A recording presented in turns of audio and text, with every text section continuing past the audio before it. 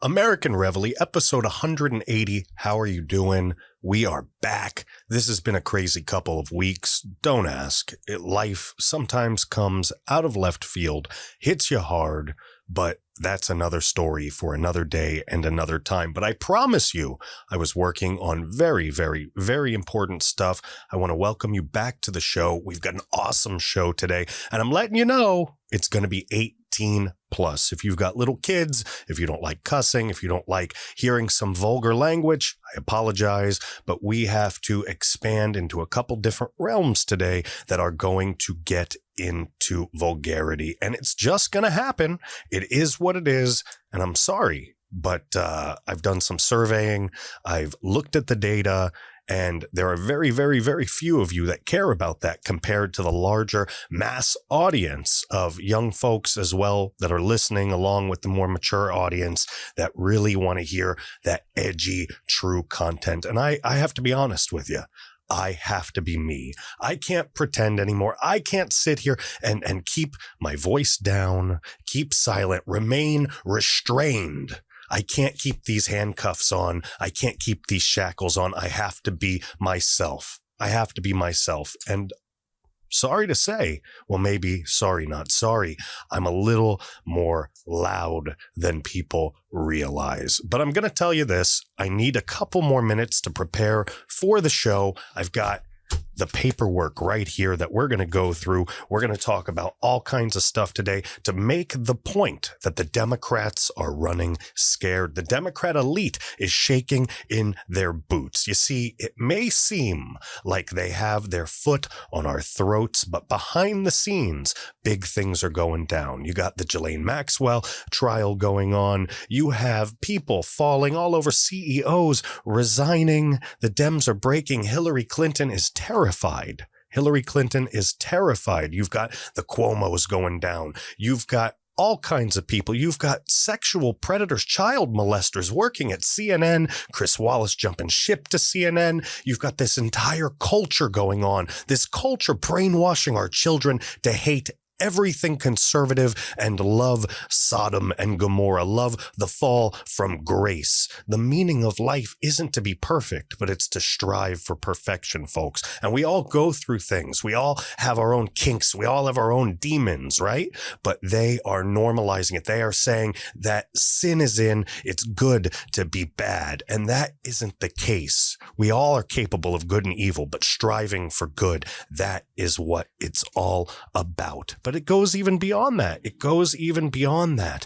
The leader of BLM New York City going off about white privilege, and we've got a Fox anchor putting him in his place. And I've got a lot to say about that coward. He calls himself Hawk, but he's more like a little turtle dove. We've got gaslighting leftists. We've got scared leftists all over the place, and they want to gaslight us, make us feel like London Bridge is falling down when in fact their castle is crumbling right beneath their feet. At the end of the day, they're doing everything in their power to cover their tracks, everything they can do to hide their crimes, putting away Julian Assange, trying to get him back to the States. Mysterious things are happening there, and all the while having their butts kissed by the MSM, all the while Hillary Clinton letting everybody know that the place we call the United States of America will be unrecognizable if Trump runs again in 2024,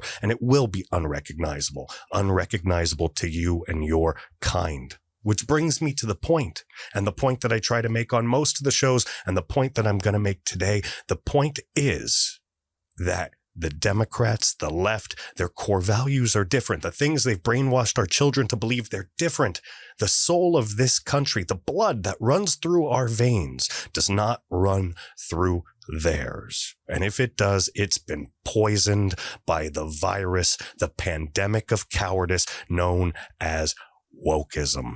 Folks, I think you should listen to this. I'm going to press this button here. Bear with me. All right, bear with me. I've got a new system. As you can see, we've got the scroll bar. As you can see, if you're listening, I'm going to say we've got all kinds of memes on the screen, good little things. I'm getting prepared to learn how to do this live streaming gig. But for now, you'll have to deal with it like it is. But I'm going to press this button. Let's press it again. One more time. There we go. Hey, I don't have a producer. You're going to have to put up with me. I found this song. There's a rapper out there called Samson. Samson, maybe not like the one from, what was that Jim Brewer movie where they had that rapper, Samson man. Yeah, it's not that Samson. But this Samson has a lot to say. Listen to it for a couple minutes. We're going to listen to it together while I prepare a little more for the show. I'll be with you in a couple seconds, guys.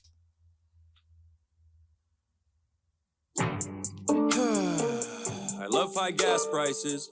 I love paying more for groceries, and I really love seeing taxes rise. It's so good knowing that I'm giving more but receiving less. It makes me feel humble, but I'm gonna stop with the sarcasm right there, because I swear we're living in a real jungle. It's what? Pretty simple to me though. It's way past being left or right. Just use your head and common sense and think about how you've been affected in daily life. Is it easier or is it harder? That's the most important question you should think of first, because life is a bitch already as it is, and you don't need someone that's gonna make it worse. Ask me? I think we're fucked. Don't give me that look. Everything sucks. Have you gone outside? Have you been to the store? Have you compared the prices to a year before? Do you drive a car? Have you pumped gas? Don't lie to me now. It sucks ass. You can brush it off like it's a fucking joke, but the media lies. Numbers don't. Well, you can't blame Biden. It isn't him. Well, who the fuck is it then? What jacked up the prices? I want to know why I spend so much up at Conoco. I don't know. I think it's insane that the leader of the country gets no blame, because the whole entire time, the last 4 years, it was cheap as fuck. I'm just saying. Now watch. Down in the comment section, someone's gonna give us an economy lesson. I can't wait to hear your expert analysis on fluctuation and how expenses balance. Oh, I hate that when people put that in the comments. Oh yeah, I forgot about the 16 cents that I saved on hot dogs for 4th of July. What a fucking steal. Too bad I spent more on gas just to get to Target. So by the time I got done buying all the shit and filling up my car, I had way less than when I started. Now, I don't really call that saving. No, I call that losing money. It doesn't take a genius to do simple math, but apparently you can't, so who's the dummy? Probably still me. I'm just pissed off. This inflation's fucked up, but I gotta sit here and act like I love this administration with a thumbs up? Stupid. Everything is hell, but you act like I'm supposed to be in heaven. You know our country ain't doing too good when the Waffle Houses start to close at 11. Dude, he can barely talk, and don't act like I'm being overzealous. Every time the man speaks, I have no fucking clue what he's trying to tell us. Every speech is like a gag reel. Every time I see this shit, I'm like, is that real? Well, considering the fact that the only other option was Trump, I don't think it's such a bad deal. Fuck that, I want a strong leader. The strength of a man should be constantly tested, especially when you're in the most powerful position in the world. That should be not even a question. There's really not enough words that can describe the craziness we're facing, dude. But the crazier part is there's still people you need to sit down and really explain this to. Come on, man. Just watch a press conference. You'll see the Joe is all gone. He literally says out loud that he has a list of people he's supposed to call on. And even then he fucks that up. The whole thing is hella awkward. COVID-19 ain't his biggest enemy. It's the goddamn teleprompter. It feels like we don't even have a leader. Nope. It's like we're all just following blindly. Each of my grandparents could run circles around him in a debate, and they're almost 90. Look at him. Don't take it from me. Go listen to him. It's not a rumor. You gotta, I mean, Today, Junior! Jesus Christ, go on YouTube. This guy sounds like old Eminem. Do you remember Eminem before he became a woke little bitch? You remember those days? This guy's good. Here, listen. In many ways, if it was up to me, I'd rather have mean tweets and cheap gas any day. I don't like Biden. Ooh. What good's he done for us? I think Afghanistan pretty much sums it up. What a dumb adult. My stomach does somersaults when I think about those 13 soldiers that were killed to fucking gall. Then he goes to the service and keeps checking his watch like he has somewhere better to be. I swear the disrespect doesn't stop. Pick your fucking head up. Look at the women and men you killed. I don't understand how anyone could even defend you still. And if they do, they either don't know what they're talking about or they're lying to themselves, because they know damn well you're a problem now. Pulling out was a good choice. Not the way you did it though. Kamala's probably sitting there like, oh my god, we did it, Joe. Speaking of her, where's she been through all these deadly days? As soon as shit erupts and hits the fan, Kamala's MIA. Not like she does anything anyway, so fucking useless. Law and order, crisis at the border, she don't fucking do shit. Just a talking head, paired up with the Walking Dead, breaking absolutely every word that was promised or said. Every time I see their faces on TV, it's such a bummer. I feel like I'm watching the third installment of Dumb and Dumber. And on top of all that, they put another ban on ammo, trying to disarm Americans, but equip the Taliban like Rambo. You give them hundreds of thousands of military guns, but Americans just trying to protect their families are the scary ones. You put more trust in a terrorist organization than you do in your own people. You don't care about this nation. Fuck you, that's from me. Fuck you, that's from them. Fuck you from everyone that's still stuck in Afghanistan. Fuck you from the men and women who died for this country. And fuck you for every time you lie to cover up something. You blame this on Trump. How the fuck is this even his fault? You're in charge now, not him. That's just your default. Whenever something goes wrong, you flip and say he did it. But whenever something goes right, you're quick to take the credit. You undid almost all of Trump's agreements by your second day. So why is this one of the only fucking things you left in place? No crosses to bear, no responsibilities, just chocolate chip to ease your mental instability. I would say the blood's on your hands, but that's a lie, because you don't even know.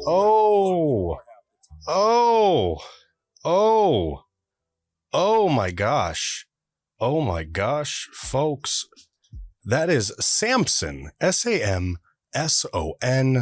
He's got 90,000 subscribers on YouTube. He's probably just as censored. Well, he's a little less censored than me just because that song was a lot more banging than anything I ever came up with. But folks, if you want to look him up, Samson, I just discovered him. Thought it would be some fun intro music to play with.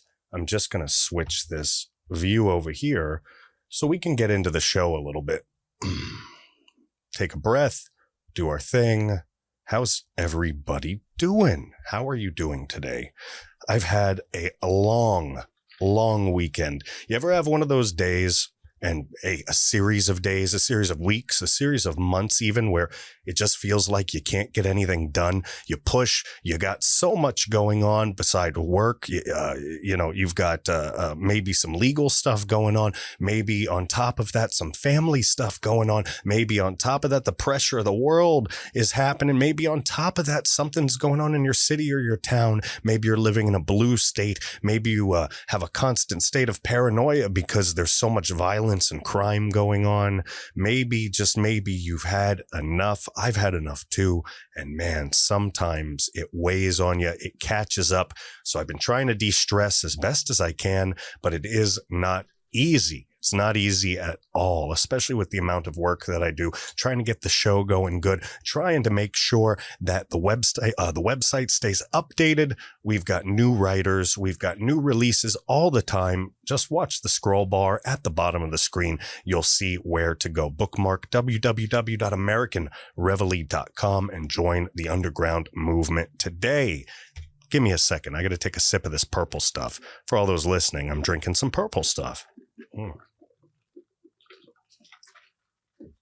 That way, you don't have to hear ice jangling in your ear anymore, since I happen to be holding that thing in my crotch. This is episode 180, by the way, 180. We've been doing this for a long time now, 2 years, up and down, with the censorship, without the censorship, all over the place. It's been crazy, but we've been putting my personal money in. We've had sponsors, lost sponsors, gotten sponsors again, and here we are with a brand new slap of paint, a brand new fresh face of paint once again, because I am a conservative entrepreneur. I don't stop. We're going to make this thing over as many times as we have to until it friggin' works.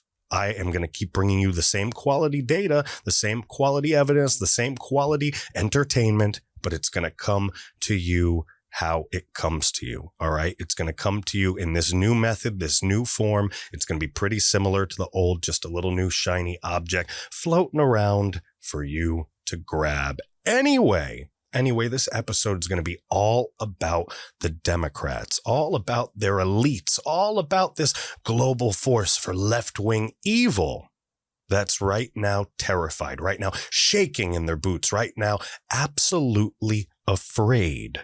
Afraid of what, you ask? Afraid of you and me, of course. Afraid of you and me. But we're going to talk about that. We're going to get into that. First, I want to go over a couple headlines. All right. Headline news. This tornado business has been absolutely horrible. Take a look. All right.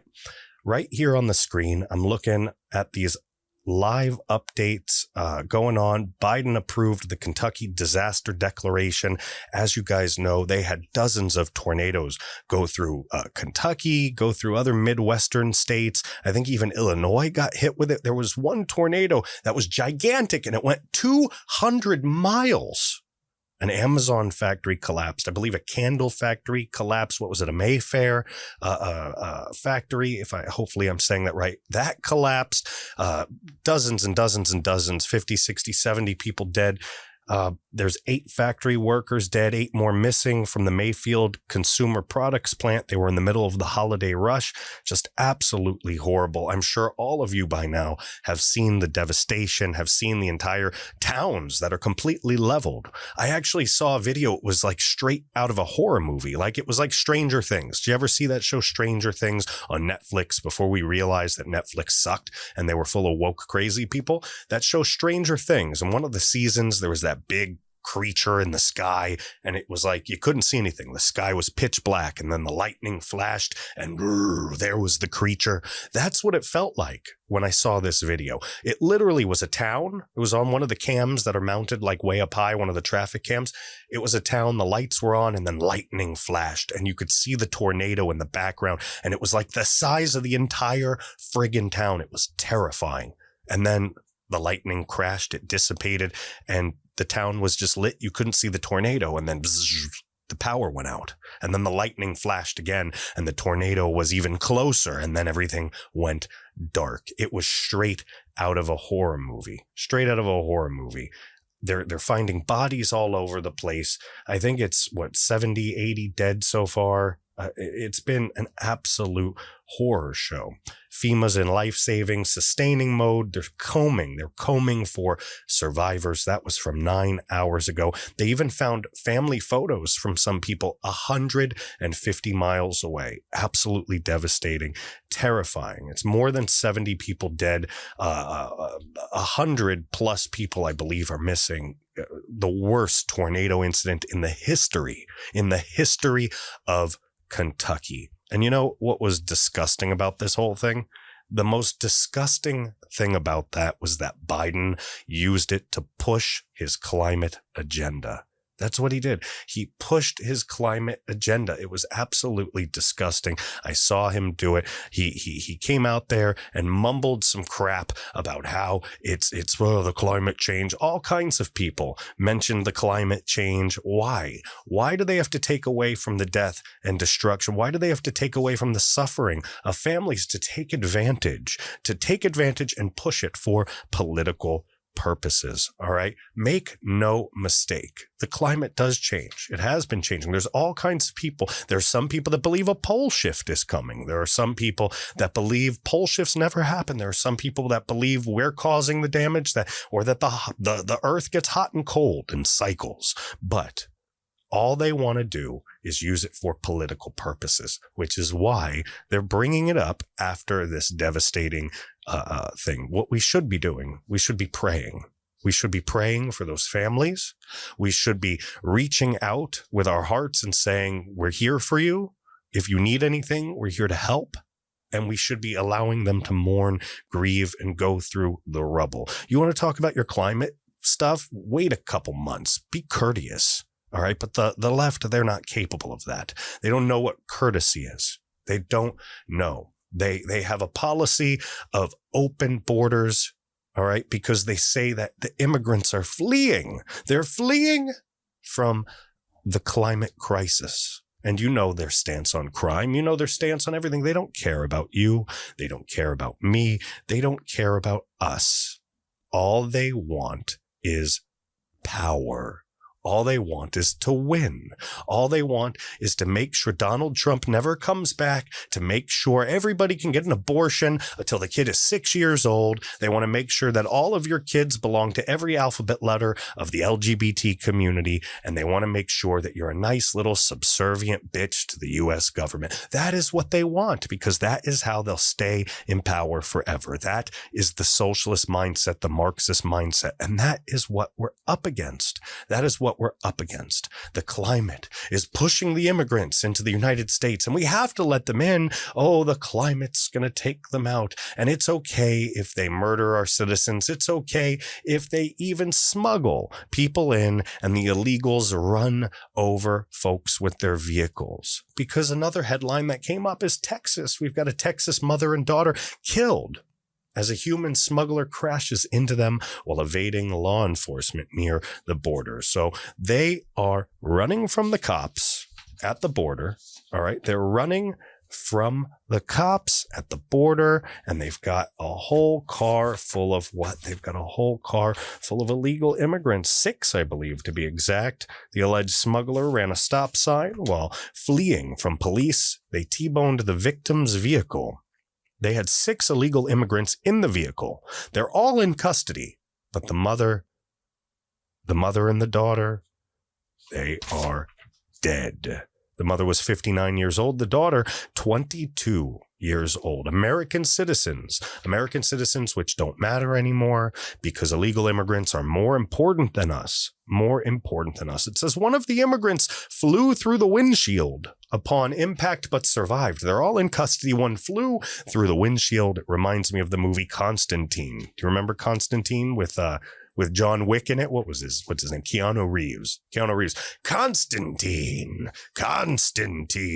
in my house. Yeah, that movie.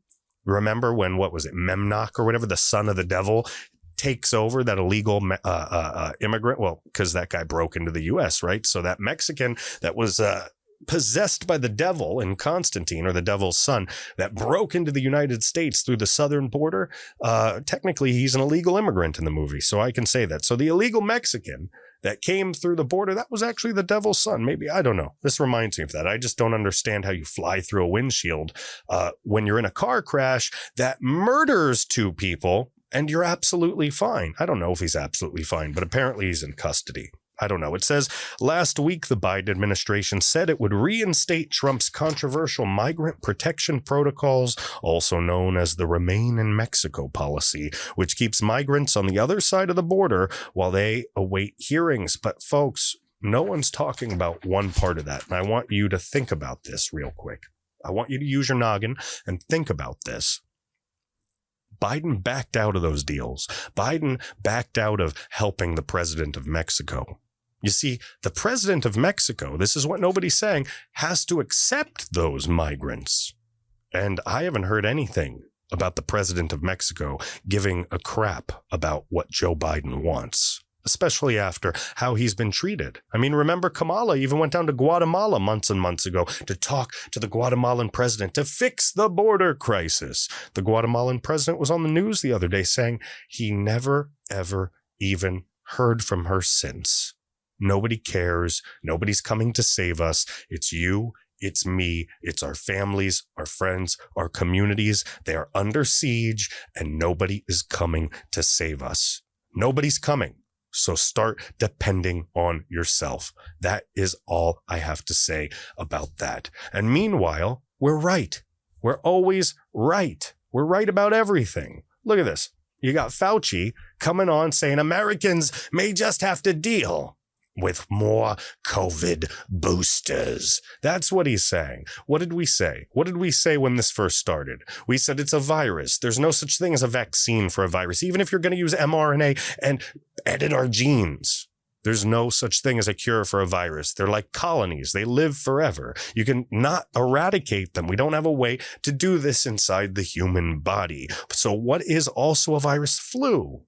You get a flu vaccine every year. You get a flu shot, right? They are making this into the new worldwide business. The new flu shot. The new flu shot forever. Yes, Fauci says we may just have to deal with more COVID boosters. We're going to be told to take these boosters every year for the rest of our lives. We said it the other year. We said it again the year before. We said it again after. We're going to say it for 20 more years, and it's going to become true. Just like Alex Jones turns out to be right about almost everything. And trust me, I read a freaking article on Fox about China creating hybrid pig-human freaking chimeras. So apparently he was right about that too. We can't be conspiracy theorists anymore. If all the conspiracies keep coming true, well, guess what?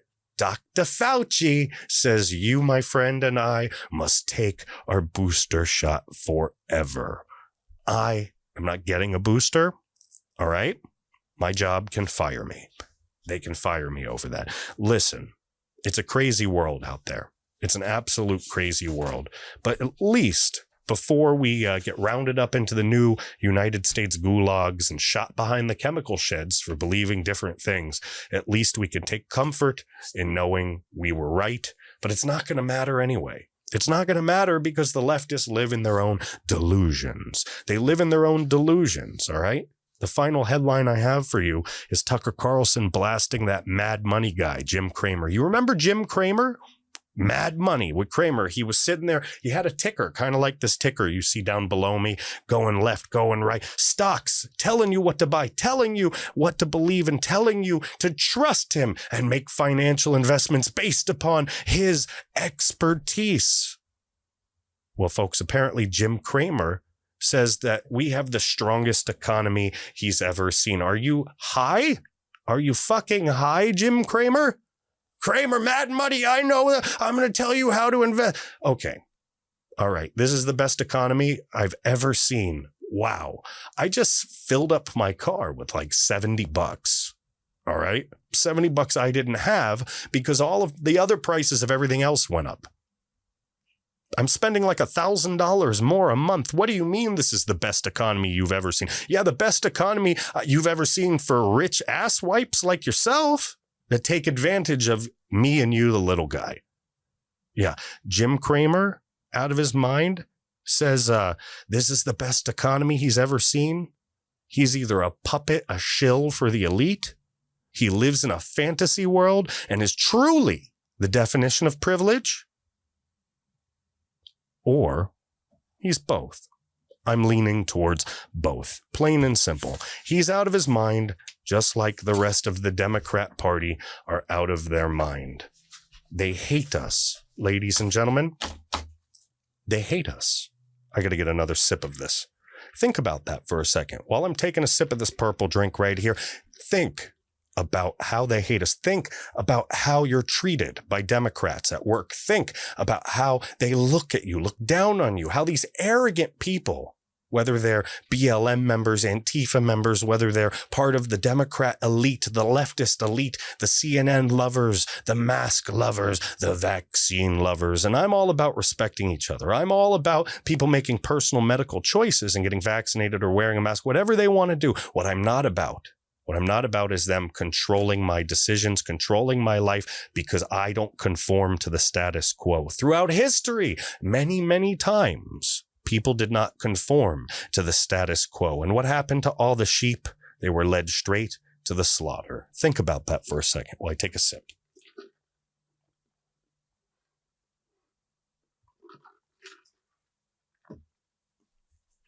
It's not hard to see.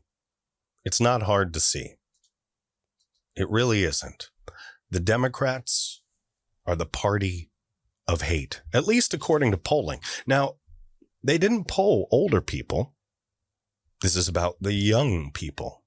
This is about the folks that go to the colleges, the indoctrination camps, the socialist Marxist underground indoctrination camps, where they poison the minds of our children so that they can later lead our republic straight into the Bolshevik inferno. The party of hate. The polling shows that Democrats despise, discriminate, and hate the Republicans. Any Republicans. They hate them.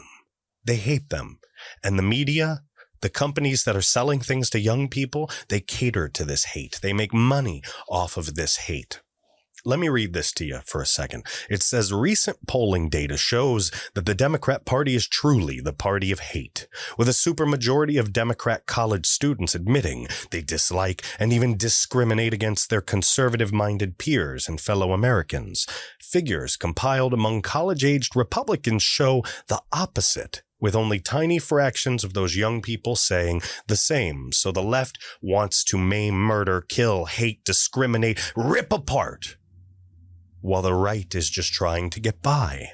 That's what this shows. They polled 850 college students. They showed this partisanship, this craziness. 70% of those surveyed who call themselves Democrats wouldn't even go on a date with a Republican. What happened to the country where we could have different beliefs but get along, coincide, work together, even date, marry, love each other, have a beer together, and go our separate ways? No, Not anymore, because like I've said time and time again, our core values are different. Their core values are different. We believe in the American dream, the reality of true diversity, true equality. They believe in racism, hate, and socialism and Marxism. These people want us dead.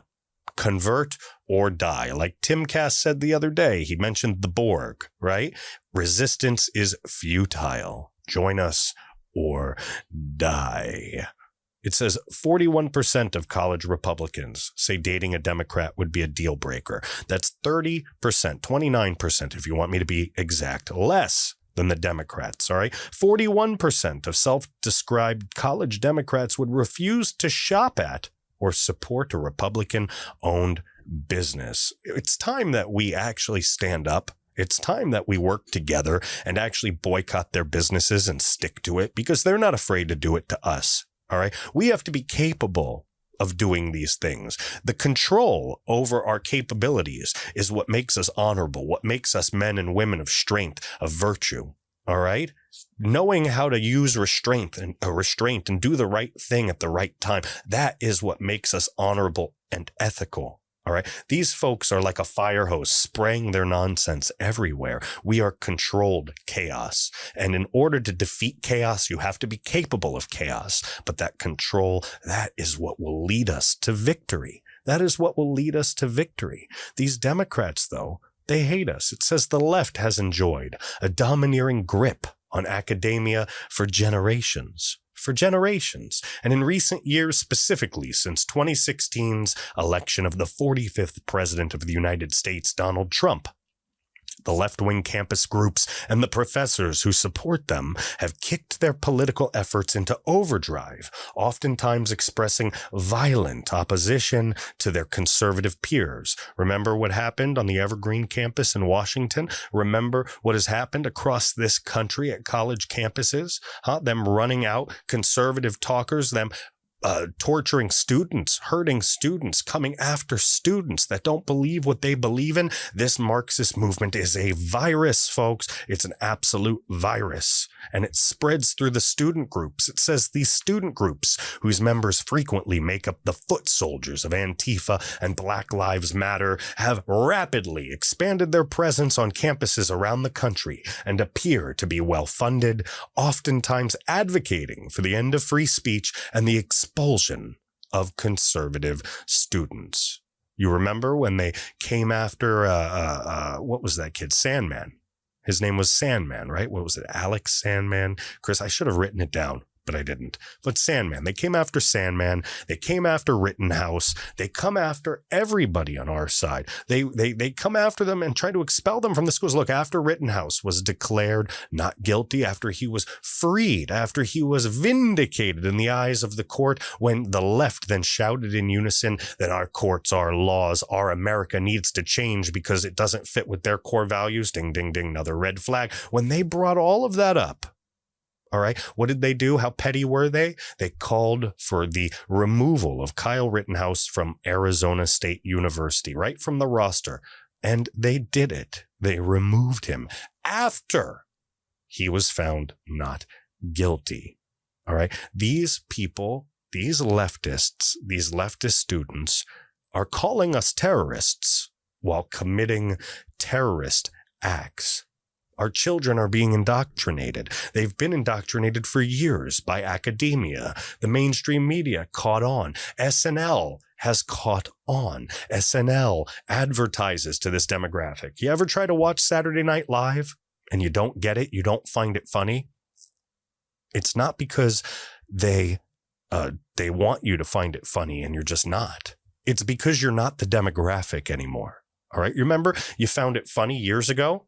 That's because you were these kids' age years ago. It's not funny because it's not meant for you. It's not funny because it's not meant for me. It's meant for the 21-year-old, the 22-year-old, the college student, the 27-year-old Marxist, the idiots that have been brainwashed by a radical leftist global socialist agenda. All right. There are big names, big players, big elites mixed up in this. They fund these things, and they are the ones scared out of their minds. They are the ones scared out of their minds. They expel them from school. They expelled these kids from school. It is absolutely crazy. Meanwhile, what does the right do? We take it. We sit there and we take it again and again and again. When are you going to realize the left is coming for our country? When are you going to realize? Maybe if I show you what they're going to show and what they've been showing and what they do to our kids, maybe if I show you, if I give you a demonstration and we talk about the heathenism, we talk about the disgusting, the disturbing behavior that you can see on Saturday Night Live. Maybe if I show you some of that and we talk about it, maybe if we get this raw and uncensored conversation going, maybe, just maybe we'll come up with some better conclusions. So that's what I'm going to do. I'm going to play this for you. I want you to see this. You're going to see this clip right now where this guy is joking about Roger Stone. All right. You remember Roger Stone advocated for Trump. They broke the FBI, broke into his home. 16, 17, 18 people, guns aimed right at him. An old man with health problems. We don't find Saturday Night Live funny. All right. But these kids that have been brainwashed, these kids that have been desensitized, that have been told that sin is in, that heathenism is good, that God is dead. These kids find a joke about raping Roger Stone's 75-year-old wife who has cancer. Even if it wasn't about her, even if it doesn't have to do with Roger Stone's wife, even if she didn't have cancer, they say some vulgar stuff here. And it goes beyond what you can imagine. I want to put this on for a second so you hear it, so you know exactly what I'm talking about. Let's play this. Let's roll this clip. Trump advisor Roger Stone, who draws his glasses on with a Sharpie. Okay. Trump advisor Roger Stone, who draws his glasses on with a Sharpie. Harmless. No problem, right? That's where the left would say, oh, see, it's innocent. But then they wouldn't play the second half of the clip. Let's roll that. Refused to cooperate with the committee investigating the January 6th attacks. Though Stone said he refused to work with the committee investigating the January 6th attacks. Nobody found any guns. Nobody found any crazy weapons. I don't know what attack you're talking about. How about an event that was not coordinated, an event that was stoked by internal FBI, CIA agents among the crowd. There was Antifa there, all kinds of things that have been proven. All right. And the January 6th committee is not legal. As we know about the January 6th committee, Mark Meadows sued everybody. He sued everybody because it's not legal. Plain and simple. We're going to see some crazy stuff. They tried to go after Bannon. They tried to go after Meadows. They're going after everybody. It's not going to happen. They tried to go after Roger Stone. And because the politics doesn't fit with their narrative, they're going to say this horrible stuff. And they're going to sell this to your children. And your children, hopefully they won't, but they're hoping your children will find it funny. This guy seems to. He would be open to sitting in the corner watching the committee take turns on his wife. What was that? Let me rewind that. Let's play that again. Watching the committee take turns on his wife. One more time. Stone said he would be open to sitting in the corner watching the committee take turns on his wife. He literally said, okay, he's not open to cooperating with the committee about what happened on January 6th. But this is an old man with a 75-year-old wife with cancer. He would be open to sitting in the corner watching the committee, all right, Nancy Pelosi, Liz Cheney, all those dumb Democrats, watching the committee take turns on his wife? How's that even funny? It's sick. It's disturbing. What do you mean take turns on his wife?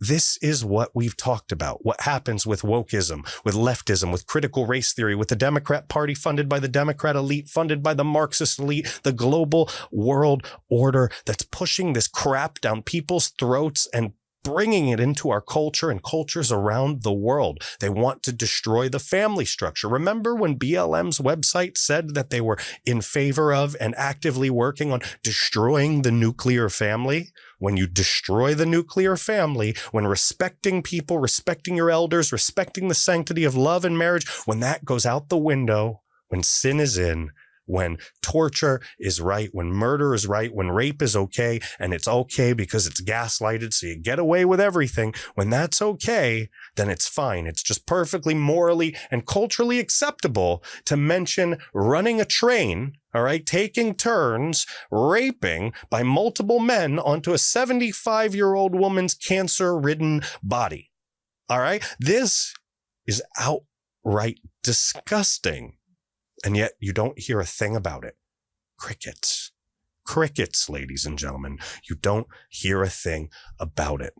All right, sin is in. And if you don't believe me, let's push it even further. Let me show you what else they did. Let's show you the twerking Christmas. And it's not just some innocent thing where they're booty dancing and shaking and showing some stupid skin. Listen, they've been doing that stuff for years. All right. Everybody has some different culture, but this has nothing to do with African-American culture or rap culture or anything like that. Because don't screw with me. I'll get down to some old school rap. Listen, these folks, all right, this is the definition of white privilege. That is what white privilege looks like. I'm going to show you a video. You're going to listen in with me. We're going to talk about it a little bit, where they completely disrespect, all right, the nativity scene, baby Jesus, all that. Most of you know I'm Jewish, and this is highly offensive to me. All right. It's highly offensive to me because you don't go after people and their religion on the holiday. How come? Look, we can't mess with Muslims over Ramadan, right? We can't mess with Jews over Hanukkah. Although as a Jew, I'm noticing a lot more anti-Semitism, and it's all coming from the left. It's all coming from the left. Even leftist Jews coming down racistly against Jews on the right. Trust me. Ask Ben Shapiro. He'll vouch for that. All right. But this is attacking Christians. It's attacking Christians on Christmas. That's wrong. That's sick. But again, it's coming from the left. It's coming from a group of people with no morals, no values, no culture. They're dead inside. To them, there is no God. The only God is pleasure. The only God is sin. Watch this. I'm going to fast forward this just a little bit. All right? Because it's just a bunch of talking, and it seems innocent till about 2 minutes in. Let's play. Hip hop thing. Oh, baby Jesus, please. Please just focus on your twerking. Excuse me, twerking? Okay, come here. Donkeys, pop over there. So there's donkeys. All right. For all those listening, there's 3 folks. All right. 3 folks in donkey outfits. There's one black guy. Everybody else in the whole scene is white. Oh, look at that again. One black guy. Everybody else in the scene is white. We talk about white privilege, right? Well, let's turn it around on the right people. Let's turn it around on these lefties. Now you've got these 2 dance instructors. This is supposed to be funny, and it's not. And that guy that was just talking, it's a young looking guy wearing a robe. He's supposed to be playing baby Jesus. And then there's another one that's supposed to be dressed as Mary Magdalene. All right. Let's just play and we'll talk about it. Okay, baby. Are you in your diaper? I mean, yeah. Drop roll. Let's go. Oh, Jesus, Mary, and Julian Margulies. Okay, so they've stripped down baby Jesus. All right. And he's a guy wearing his little toga shorts. And these 2 white chicks are spinning him around. All right. And they're saying, oh, Jesus. And they're looking at him in what seems to be some sexualized manner, as if it's turning them on to look at what's supposed to be baby Jesus. Honey, do you not have a butt? We got to make him a butt quick. No, hold on. No, I don't want to twerk. I don't want to twerk. So now, because he's a white guy with a flat butt, all right, with a flat ass, they're shoving hay down his shorts.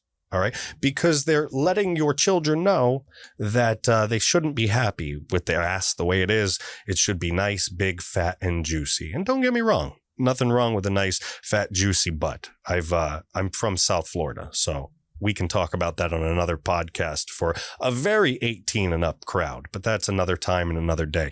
But You should be happy with what you have. You should be happy with what God gave you. But again, to the left, God is dead, and it's all about excess. It's all about augmentation. It's all about, what would you call it? Would you call it vanity? Would you call it lust? What sin would you call it? Would you call it self-observation, selfishness? Would you call it the need to virtue signal, the need to show others that you're good, the clout, the ranking, the social credit score that they're teaching these Marxist children? Right now, it's butts. Later, it will be microchips. Let's keep going. Playing a baby, please. Hey, cut it out. Make you a butt, No, baby. I don't Okay, need one. listen, baby Jesus can do anything. Now ring it out. Go twerk, son. So now this guy that's supposed to be playing baby Jesus, I don't even know what he's doing. They're basically making fun of white people, saying that they can't twerk. So they have this white guy trying to shake his butt. But it's a deeper thing, all right? Because young kids, young people are watching this, all right? And there are young folks out there that need religion. There are young folks out there that have a good moral compass. And there are young folks out there that are going to be manipulated by this. All right. You may think I have a stick up my you-know-what because of this, but I don't. It's true. I have gone, all right, through my life. I grew up poor. I've had a hard freaking time. I've worked real hard to get where I am. And I've seen a lot of things along the way. And I used to believe different things. I used to believe religion wasn't necessary for a lot of people. I used to believe that you could just do whatever you wanted and life, there would be no consequences. But no, life kicks your ass. Tell me, look at me right now straight in the face and tell me life hasn't kicked your ass at least once or twice, right? Right? Life is hard. And stuff like this breaks the moral compass of young people, as if our school system, our institutions, our country, and the Democrats haven't broken them and brainwashed them enough as it is. And it gets even worse. He can actually twerk. That's miracle. Now where's my Marys? Where's my Mary? How comfortable are you on a stripper pole, sweetie? So how comfortable are you, Mary, on a stripper pole? I'm not sure. Wrong answer. All right. I'm not sure is the wrong answer. See, and you can't say that there's a problem with stripping, right? And hey, if somebody wants to be a stripper and make an adult decision, that's fine. Be a stripper. But why are we putting Mary Magdalene on a stripper pole? Why are we doing pretty much the most offensive thing you could do to somebody who is very, very Christian or very, very Catholic? This is rude. This is offensive. But remember, they can't be rude or racist or wrong when they're attacking white people, when they're attacking Christianity. You can't say anything bad about Muslims. You can't say anything bad about anybody else. You can't say anything bad about illegal immigrants or criminals. God forbid somebody tries to murder and rape somebody. They're just an innocent criminal that's been screwed by the system. Oh, and we haven't given them the help they need. So they drive their car through a parade in Waukesha. Shut the F up. Completely. Just shut up. This is stupid. All right. This is absolutely stupid. You're sacrileging. All right. That's what this is. You're basically coming out here and crapping on. You're taking a big, hot, steamy dump on other people's beliefs. All right. I don't even go as far as to believe this stuff. I've said it again. I'm Jewish. All right. But I respect everybody's right to believe what they want to believe. That's what this great country is supposed to be all about. Respecting each other, having enough space to live in our own areas if we want. Hey, man, you don't want to live around a bunch of freaking conservatives? Go live somewhere else. This country is huge. This country is huge. I don't know if you've seen lately, California, Washington, and Oregon are practically the haven of the left. Build a wall around it. Have your own country. Just shut the F up. Leave us alone. All right? Stop screwing with everything. Now you got to F with Christmas. Now you got to screw with Jesus. Now you got to screw with our kids' minds and tell them to go dance on a stripper pole. Mary, go grind on the wall. All right, drop the beat. Get my Joseph in and pimp walk. It's Christmas. They're literally dancing, all right? And the lady is trying to show Mary Magdalene and everybody how to spin on the stripper pole for Jesus. Shake it like a rattle. That's not aimed at our kids at all, is it? It's not aimed at our kids at all. And look in the background here. You can see a nativity scene. You can see holy pictures. It's wrong. Praise him. Praise baby Jesus.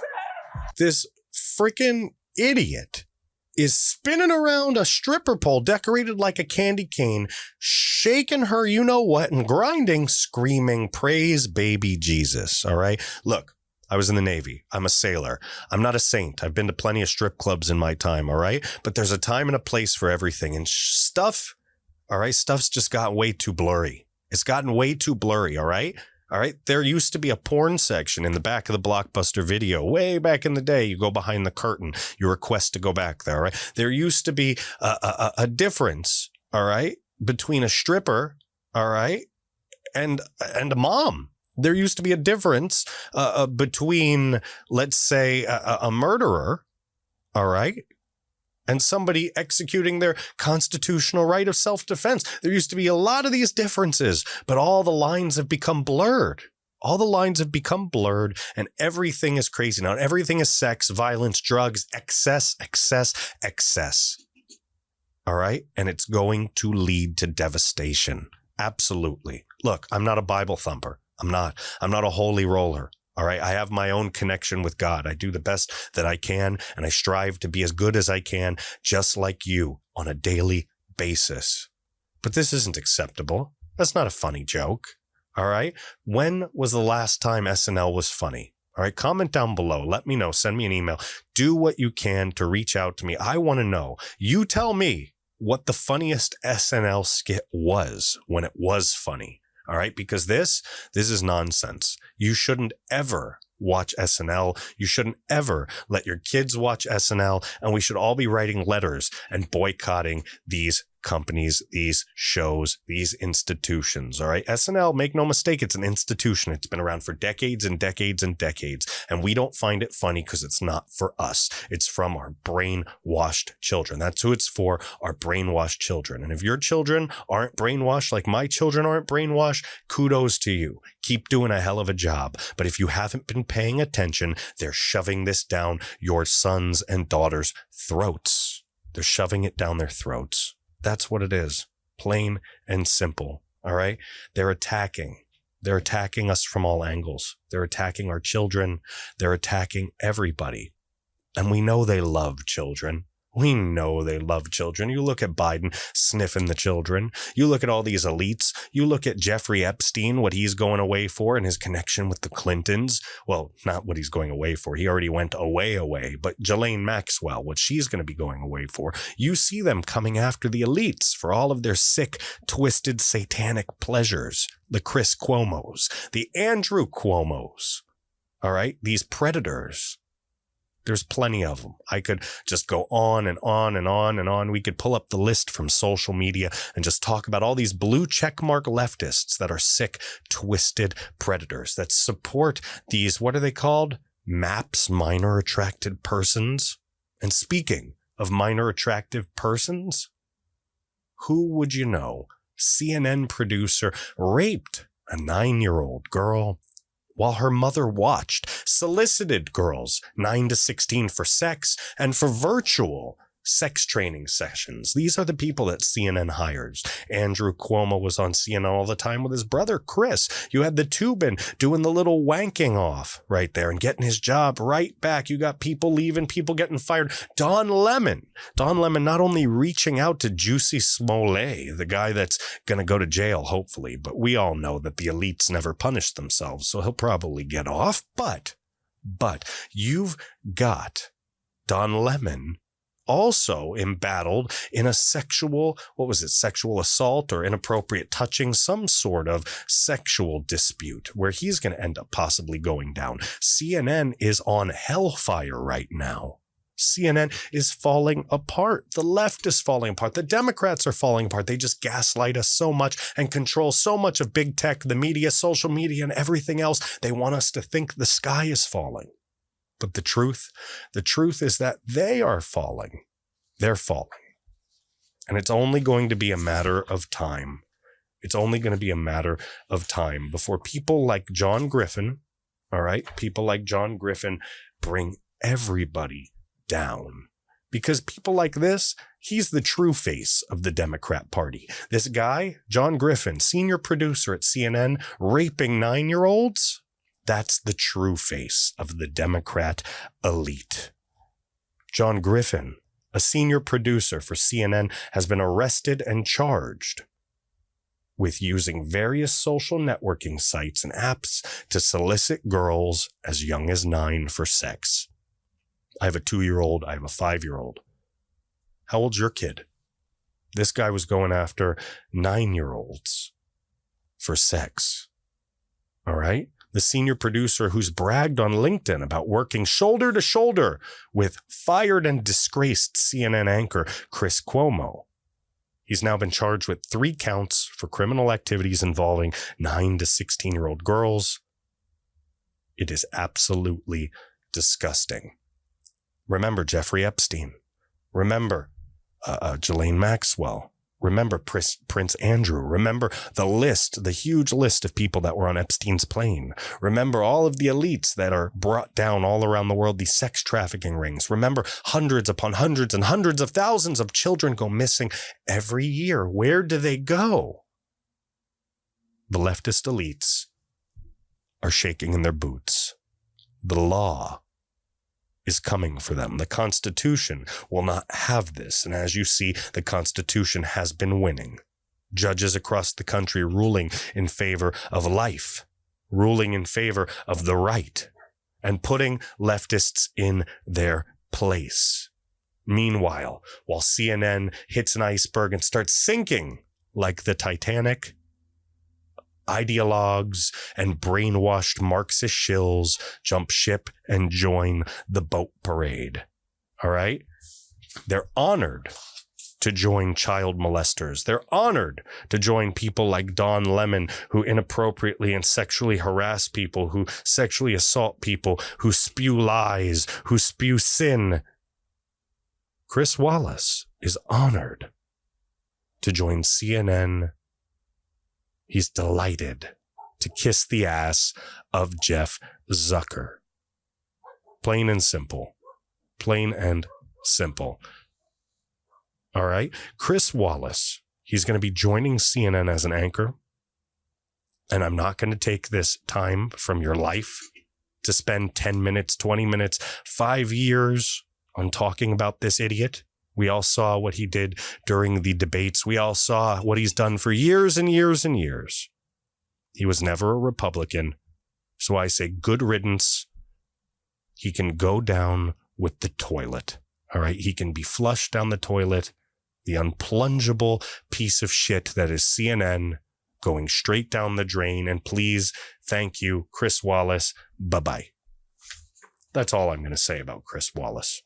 All right? Because I'm sick and tired. I'm sick and tired of these leftists pretending to be on the right. They've already outed a bunch of people on the left that were running for political positions in 2022. There was a couple stories about that already. All right? Where people pretended to be on the right, but they had a history of spewing leftist doctrine, leftist propaganda. It's not going to happen. They can't gaslight us anymore. They can't. All right. They pretend that we are criminals. They pretend that it is our fault and that people are underprivileged, that white people are killing black people across the United States. And it's all a lie. It's just to stoke fires, stoke race wars. So we stop paying attention to what's happening behind the curtain. All right. We got black people that kill white children in the name. All right. In the name of the leftist cause. But it never gets to the news. It never gets to the news. But anything, all right, anything involving somebody that even seems white, it's plastered all over the news, all right? But it's just a lie because black people and white people love each other. They get along, all right? 99.9% of all black and white people I've ever met, all Hispanics, everybody, you show respect to each other. Everybody's good to go. All right. I don't know what world people are living in. Maybe it's everyone over 100K lives in La La Land. But I grew up poor. All right. I grew up shitty. All right. And when you make less than a certain amount of money, it doesn't matter what skin color you are. You're all in the shit together. You know it. And I know it. This race crap, it's a lie. And you have con artists and cowards that take advantage of those lies. Con artists, cowards, little bitches like you, Hawk Hawk Newsome, the leader of BLM New York City. Hey, my parents were from New York City. Wow. He believes in that critical race garbage. And you know what he likes to do? He likes to shove it in people's faces. He likes to use it as a crutch, as an excuse. But the real thing, the real secret is that it was taught to him by white Democrats. White Democrats who were truly racist, white Democrats who created the ghettos, white Democrats that put these thoughts in his mind, put these thoughts in his parents' mind. Those are the real white privileged people. They just have their story screwed up. This is a case of ignorance, and this man's been brainwashed his whole life. All right. And he was smart enough to get to this leadership position, which means at some point he recognized that it was all bullshit. It was all a lie, but he could make some good money fucking his own people. Because that's what BLM does. The group, BLM, fucks its own people and profits off it and then convinces them that they're standing up for Black lives. Just because the group does a couple good things in a couple places to mask all the bad things they do for their own people, that's a shame. That should be exposed. That's been exposed, but it constantly gets hidden by the left, the Democrats, the mainstream media, the elites, because preying upon Black people, the classic Democrat move, all right, preying upon Black people is profitable for them. That is modern day slavery. That's slavery of the mind. I saw a meme that showed a white guy, all right, and it said something to the effect. It was Edward Norton from Fight Club, just a normal white guy. And then it said something to the effect when a Democrat finds out you're a Black conservative, and then it shows him slowly transforming into the character he played from that movie he was in. What was that? American History X. It was about the neo-Nazi guy. It's a screwed up movie, and a lot of people have used it for a lot of bad things. So we're not going to go into a lot of it, but it's a true definition of the left. All right. Those Democrats are real racists. The Democrats were the slaveholders, folks. Nobody ever switched spots. All right. The Democrats were the ones causing the separation of Black and white people, the segregation. They were causing those problems. All the times in our country's history where Black people have either been freed, Black people have been given their rights, where Black people have been restored to equality where they should be. All right. All of those times, it was a Republican fighting racist Democrat policies. It's unfortunate, but your grandma's dead. Your grandpa's dead. Everybody that knew the truth is dead, and they've been rewriting our history for years. The left is evil. And there's unfortunately a huge amount of people that are good people, and they've been brainwashed. They've been taught since they were little kids that sin is in, it's good to murder babies, and Black people are screwed and will never get ahead. The truth is that there are plenty of Black people out there that kick ass and do awesome things and work their ass off and get ahead. And there are a lot of Black people that get screwed because they're living in screwed up, fucked up places that were put together and built by white leftist Democrats. Don't blame all white people, all right? The small part of the Black community that gets mad, that wants to be infuriated, that wants to burn shit down, that wants to freaking hate white people, don't hate all white people. Use your noggins and be specific. The Democrat people, the Democrat leftists, those white old school folks, the Joe Bidens of this country, put you in that position. It's all left-wing policies in Chicago, in New York, in San Francisco, in Los Angeles, all over the country.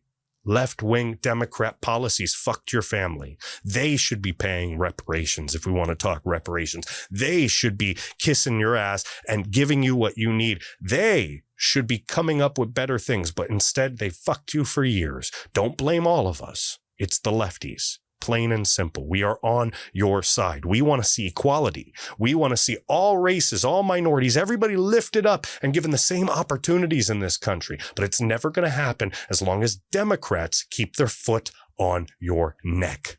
Plain and simple. Earlier today, there was a segment on Fox News. All right. Martha McCallum, she's an anchor on Fox News. She came out and interviewed this coward, this con artist, this snake oil salesman, this pussy Hawk Newsome. All right. And he couldn't take it.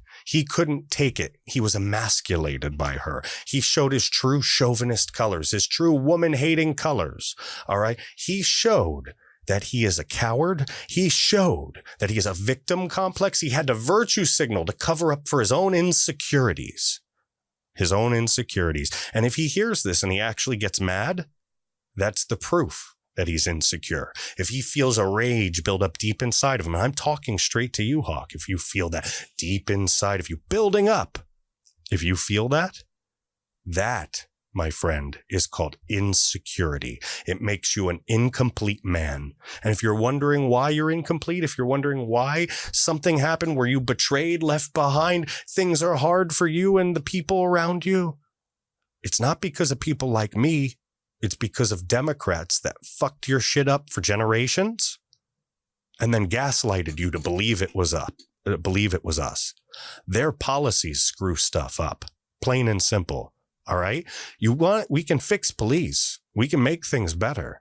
All right. But the laws that are in place put the police into those positions. You see, you have to fix all the problems from all the different angles. It's not just black and white, 1 and 0, on and off. It's not so simple. All right.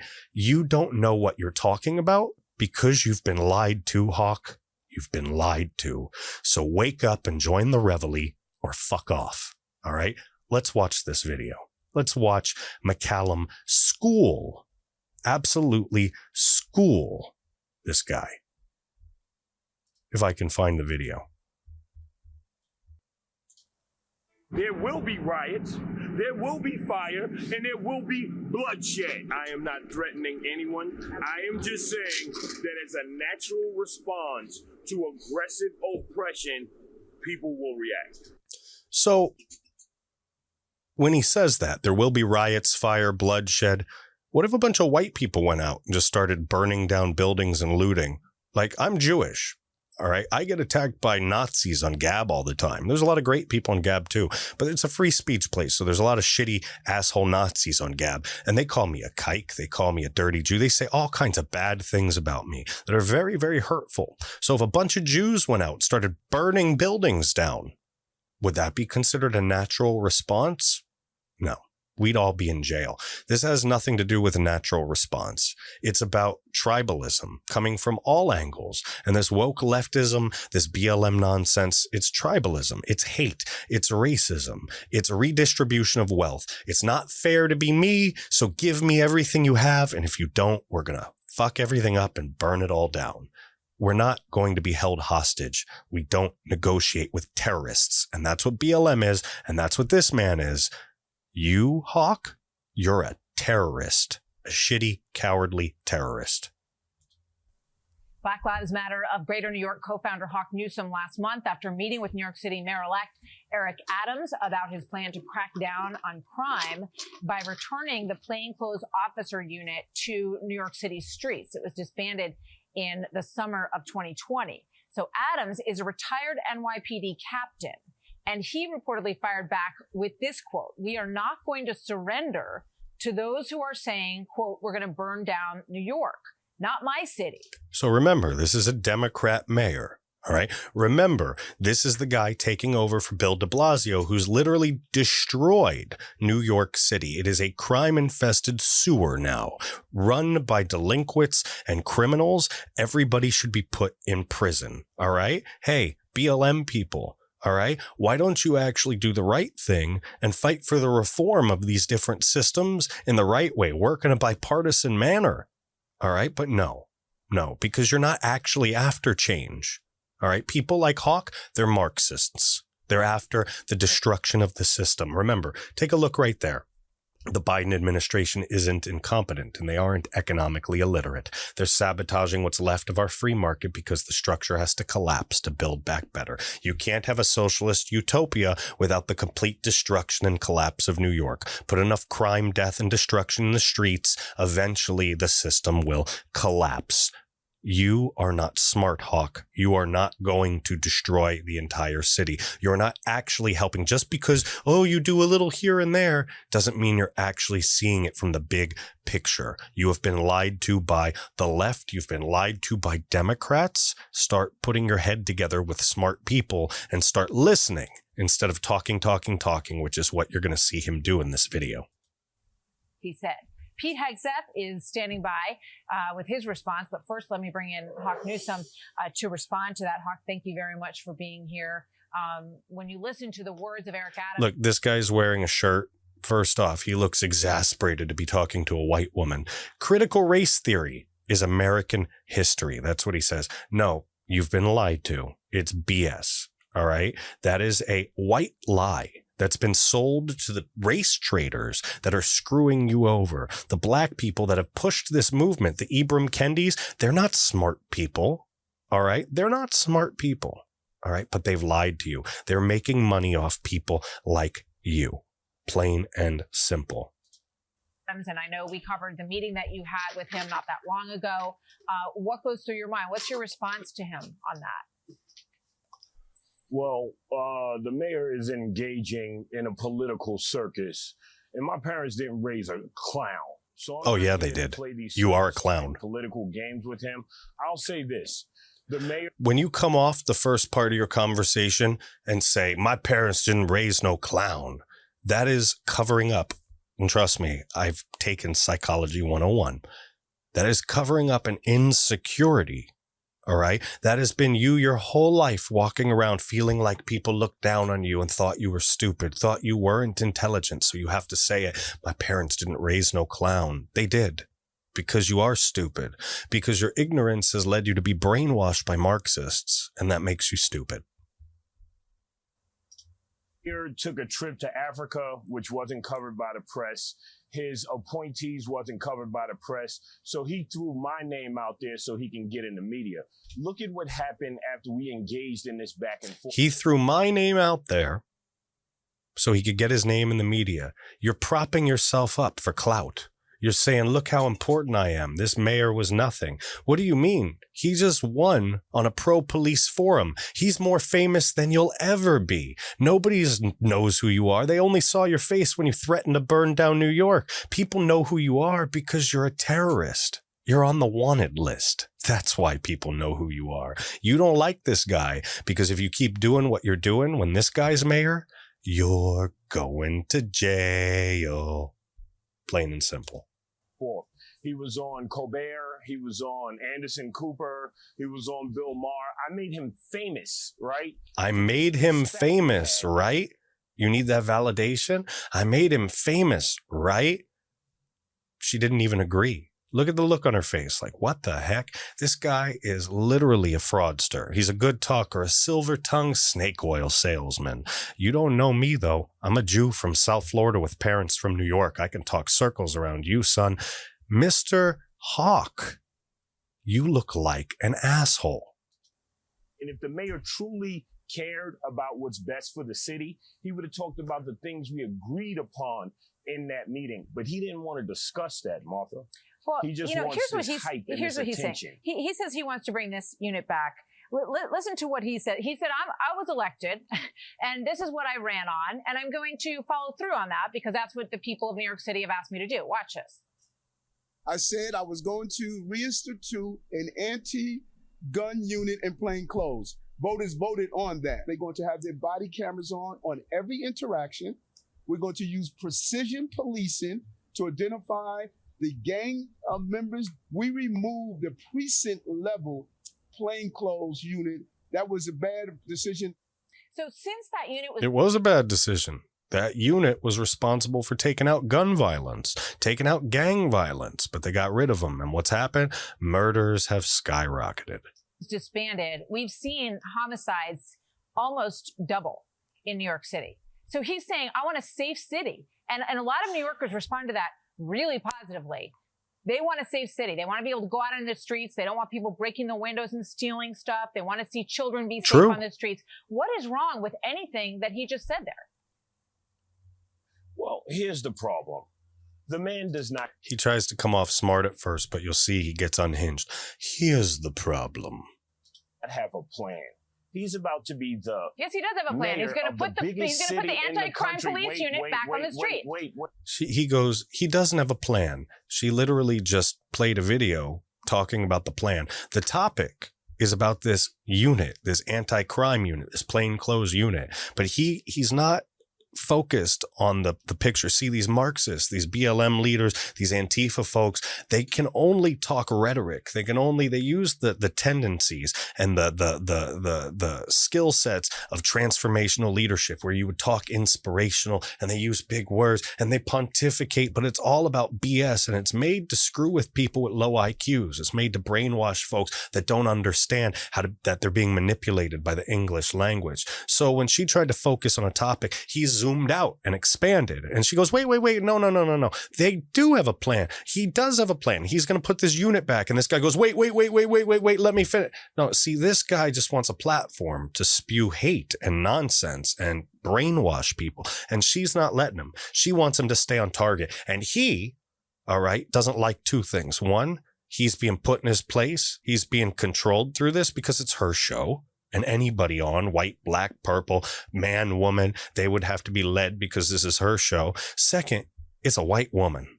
All right. And this guy is feeling emasculated by a white woman. All right. A woman is telling him and leading him and questioning him on this topic. He's being interviewed on this show. He thinks he's God's gift to earth. He thinks he's famous. He thinks he's Jay-Z. But no, he is just another person. He's a terrorist spewing rhetoric, and he wants to get his rhetoric out to the public. She's just not letting it happen.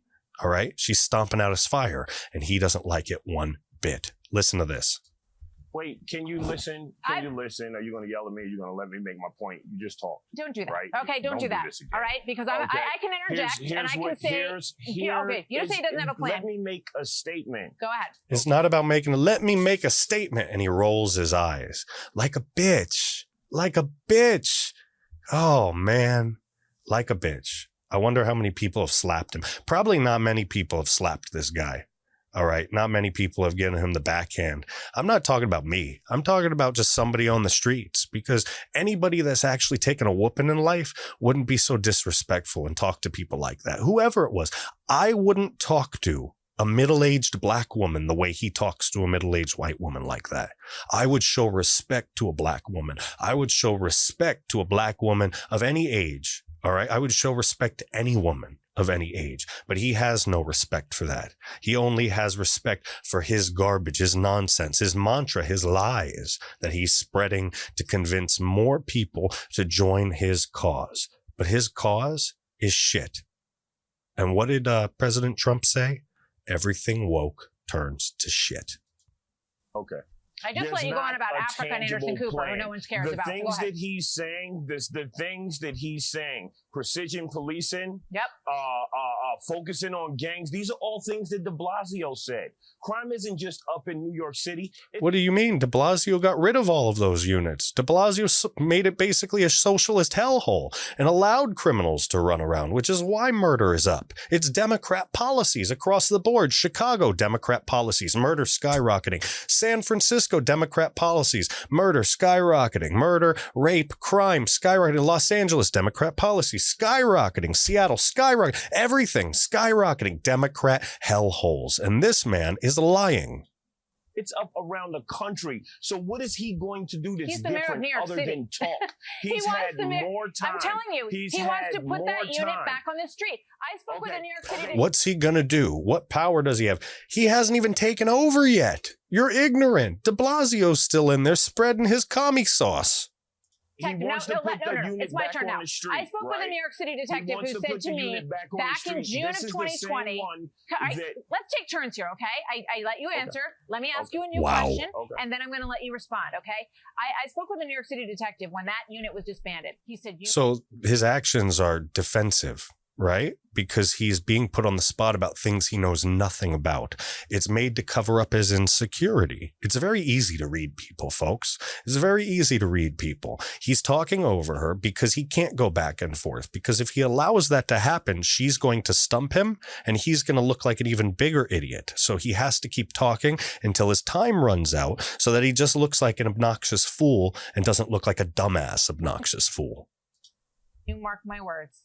There are going to be kids dying. This is going to be really bad. Let me put up on the screen.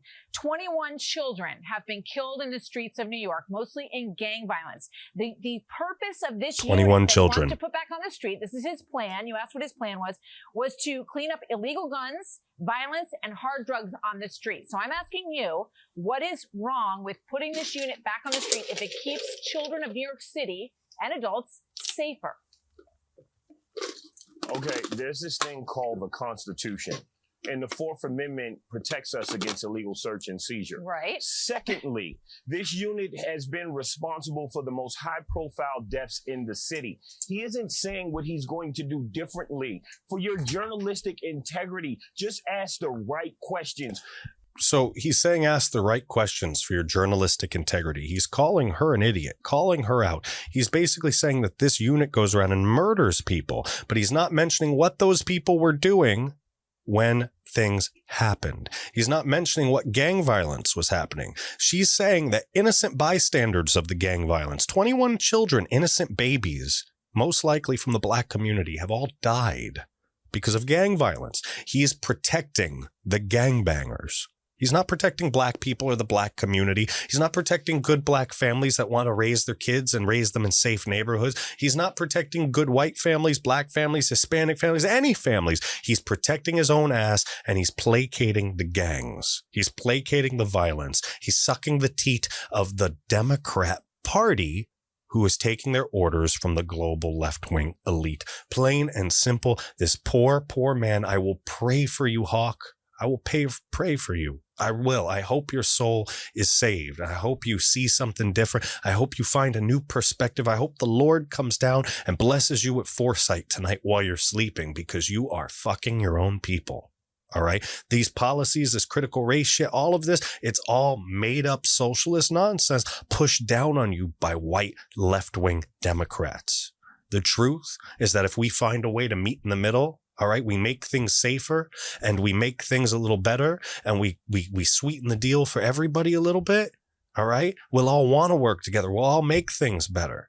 All right, we have to hit this from all angles. We have to change the Democrat policy that put black people in ghettos in these cities. We have to change the Democrat policies that make crimes easy to get away with, that make things dangerous, that screw the police and don't allow them to police properly. All right. We have to train them better. We have to give them the money to make them more compassionate officers when they need to be, and make them be them hard freaking mofos when they need to be too. It can't just be one or the other, and they can't be abolished. We have to work together to find inroads. All right. We have to make communities safer, to bring money in, to create jobs, to create wealth for people, and families have to come back to being families again. We can't screw each other. We can't abandon each other. We have to come together. We have to work together as families, as brothers, as sisters, black, white, Hispanic, anything. It doesn't matter. But we can't drink this Kool-Aid. All right. When you're lied to for so long, you become an insecure victim. You become a coward. And it's not Hawk's fault. It's not his fault that he was brainwashed his whole life by a Democrat Party that told him he was a victim, that told him he couldn't do anything special. That's not his fault. What becomes his fault is that one moment when he realized that he was being lied to and he said, I don't care. I want to make my money too. Because for him, it's what it's about. It's about the money. All right. That's what it has to be about. And if it's about something else, if you really have that feeling, Hawk, if you want to come out and have that feeling and you want to say, man, I want to do good things for my community, do all those good things that you do for your community, but also do things to fight for the right laws, fight for the right rights, sit down at the table and have conversations with people and debate until our ideas all work together and mesh together in this great freaking soup, this goulash of brotherhood and diversity where we can solve our problems together. But you can't separate people. You can't go haves and have-nots and say that you're all screwed and everything's fucked up. We know things are different for people around this country. All right. But we also know that we've destroyed racism in this country, that most supremacists are such a small fringe group of idiots. All right. That they're freaking not even paid attention to. All right. Other things need to be changed and reformed, but not the way you're saying. But unfortunately, people like you propagate the lie even further, and you just recruit more people. You recruit folks into believing they're victims, believing they're screwed, and you don't let them grow. You steal their futures. This Democrat ideology, this victimhood ideology steals people's souls, screws their futures. And when they finally wake up and go, what have I done? It's too late. But it's not too late for you, Hawk. It's not too late for you. What is his actual plan? He's just talking and drumming up news stories so that we can get this back and forth going again between two black men, instead of talking about the things we agreed upon, which was feeding people good food, right? You want to talk about us being in feeding people good food? Again, you're deflecting. You're deflecting. The whole problem is gang violence and stray bullets hitting children. And you're talking about the fact that you don't have good food. Streets. We have a school where we teach kids how to be safe every single day. You have your own school where you teach kids how to be safe every day. What does that have to do with the price of tea in China? Today, I spent the day looking for a lost 11-year-old. I don't get paid by the city to do this. I'm not running for office. You for that. What is him? See, now he's going on a rant, all defensive. I do this because I saved a kid. We teach children. He can't handle it. It's shattering. His confidence, everything is shattering. He's melting down on public television, showing how weak his arguments. If he watches this video of himself, it should be proof to him that the Democrats have lied to him and brainwashed him, and that his policies, his ideas, his whole religion that's based upon the cult-like BS of people like Ibram Kendi and BLM, it's a lie. It's a lie. There's nothing. That is a good thing. And you know what? Just one last thing, Martha. One last thing, okay? Nobody wants our communities to be violent, but there are other ways to do it. He's not saying what he's doing differently. The Democrats have been talking about body cams for the last 4 years. People are poor. You just reported that if inflation is up, people don't have money. People are starving. People need to be safe. He's right. He's not lying. Hawk, you're right. But your way of doing it is wrong. Read a history book. Go read about the Bolsheviks. Go read about socialism. Look at the similarities. Read it. Just read it. Take a couple days and just skim through some stuff. What you're trying to do, all right? Getting all these freebies in to take care of people without the other part of the plan, what you're trying to do. All right, without working on changing things from all these other different angles by just blaming it on racism and creating different classes of people. All you're doing is what you've been brainwashed to do by the Democrats, which is follow through with the fulfillment and the prophecy of bringing Marxism and socialism to our great country. It will feel like a fix for a short period of time, but then they will come to claim their prize. All right. Nothing is free. Nothing is free. For a moment, you'll get relief. Your words will turn to ashes in your mouth, and the Democrat whip crackers will come. All right. And they will collect their bounty. You're just empowering rich white leftists. That's what you're doing. Your policies are wrong. Your policies are wrong. I'm telling you right now, it's not because your policies are not going to help. It's helping black people. I want black people to be helped. I want white people to be helped. I want all poor people to be helped. And trust me, I grew up as a poor white kid around a lot of other poor people from all different groups. All right. And we're all the same under a certain amount of income. I get it. I get it. But my friend, you are wrong and your policies are wrong. All right. There has to be a balance between things.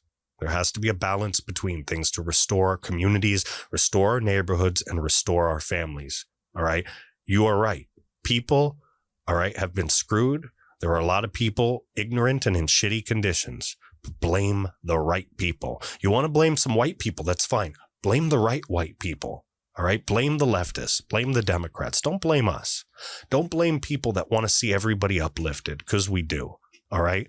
I want to see your community reach the highest level, and I want to see my community reach the highest level too. All right. I don't come from much, but you can't do it with virtue signaling. You can't do it with selfishness. You can't do it being self-entitled, having low self-esteem, being a victim, being emasculated by people. Nah. This life is about networking and respect and working hard and working together and community. You having a community, we have a community, our community's working together. All right? Some people have done some bad stuff, but it's the left. Let's do it the right way. Let's do it the right way. Have those constructive conversations, but don't be a coward and an insecure little, you know what. They need to know that the police are going to have their back. They need to know that when they go out on the street, jobs and opportunities. Absolutely. Do what you can to keep the kids safe, and let the police officers Can't have jobs and opportunities if the streets aren't safe.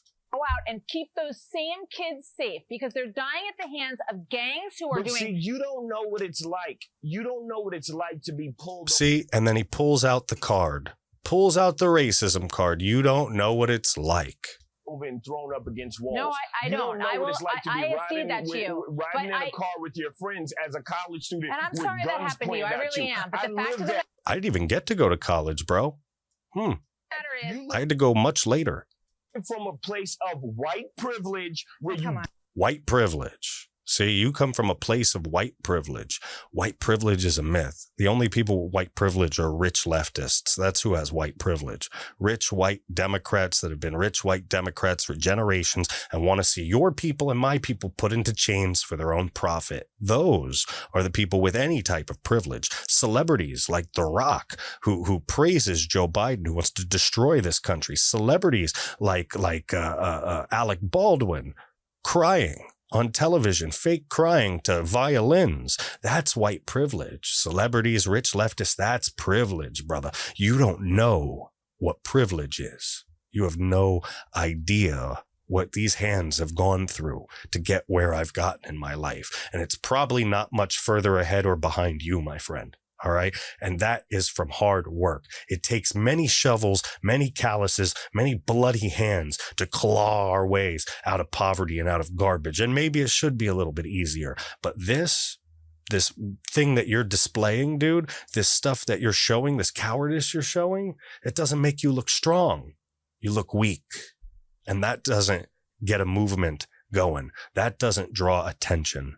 Burning down cities just eventually gets a mob to come after your mob. Stop doing that. All right.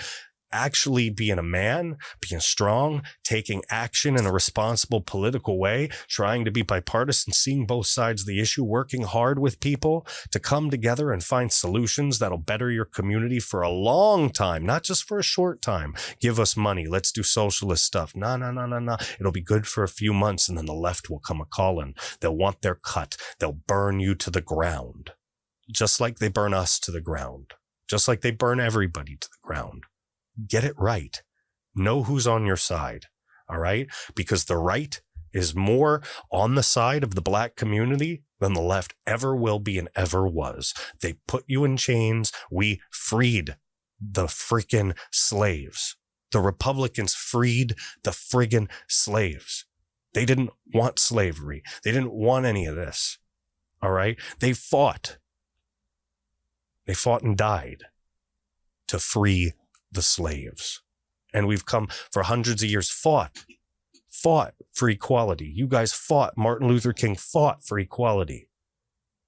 You want to make a statement? Get 300,000 people together and walk arm to arm. No violence. That'll make a statement. God bless what Martin Luther King Jr. did, and goddamn what you're doing. Plain and simple. Don't really understand how they treat us in New York City. You know what? I want this whole city, people of every background, faith, color, to be safer. And what I see on the street is that is not what is happening. Since this unit was disbanded, we have seen an increase. But you see that all over the country. They didn't disband. I don't care about that. We're talking about New York. You care about New York. Your Black Lives Matter New York. I'm talking about New York City, one of the greatest cities in the country, I just came where back people from LA. should feel safe. I do this in Houston. I do this in Atlanta. I help black people all over the country. He's virtually virtue signaling how much he helps people because he doesn't actually help anyone at all. He's got a guilty conscience. Mama didn't raise no clown, huh? If mama knew your real intentions and what you actually do, what you do behind the scenes, I don't think she'd be very proud of you, Hawk. A Black Salvation Army that's great. Good for in you. all of these communities. What are you doing?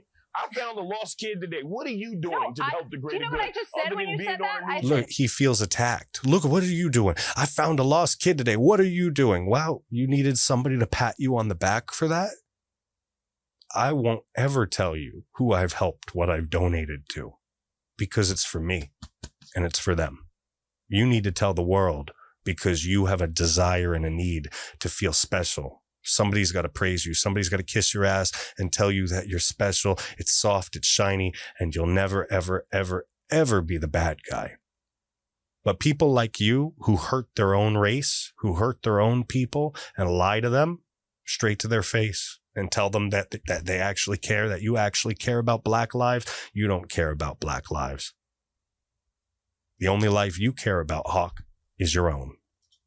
And God bless you. And I would like that child to be able to grow up safely in this city. And we don't have the kind of support that we need because we have diminished these officers and we have put them in a situation where they can't protect that little 11-year-old that you just saved today. And like I said, good for you for the work that you're doing about poverty.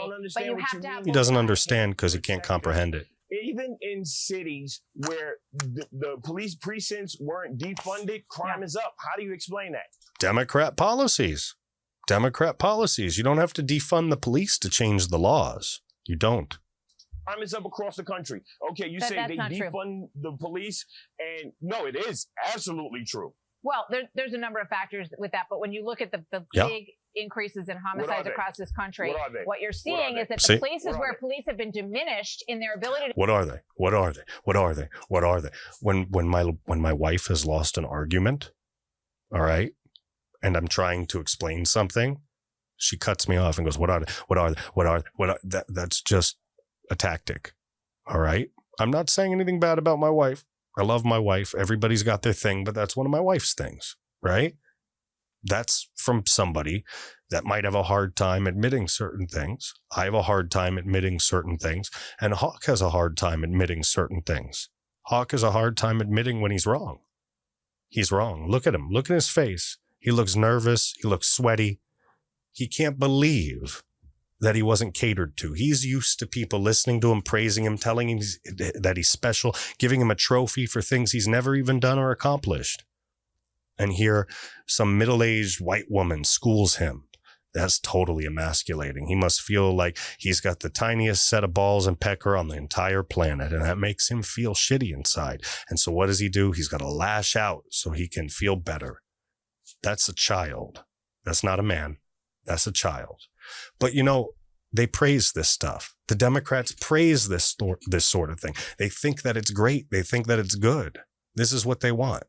And it's not true. All right. It's not true. But meanwhile, the mainstream media propagates it. Nobody will show this interview. They'll show this guy helping a child, which maybe he did help a child. And if he did, good for that child. All right. But at the same time, helping one child doesn't vindicate you from screwing over thousands of other people under the guise of some false movement. All right. Black Lives Mattering is a very different concept than the group Black Lives Matter. All right. Plain and simple.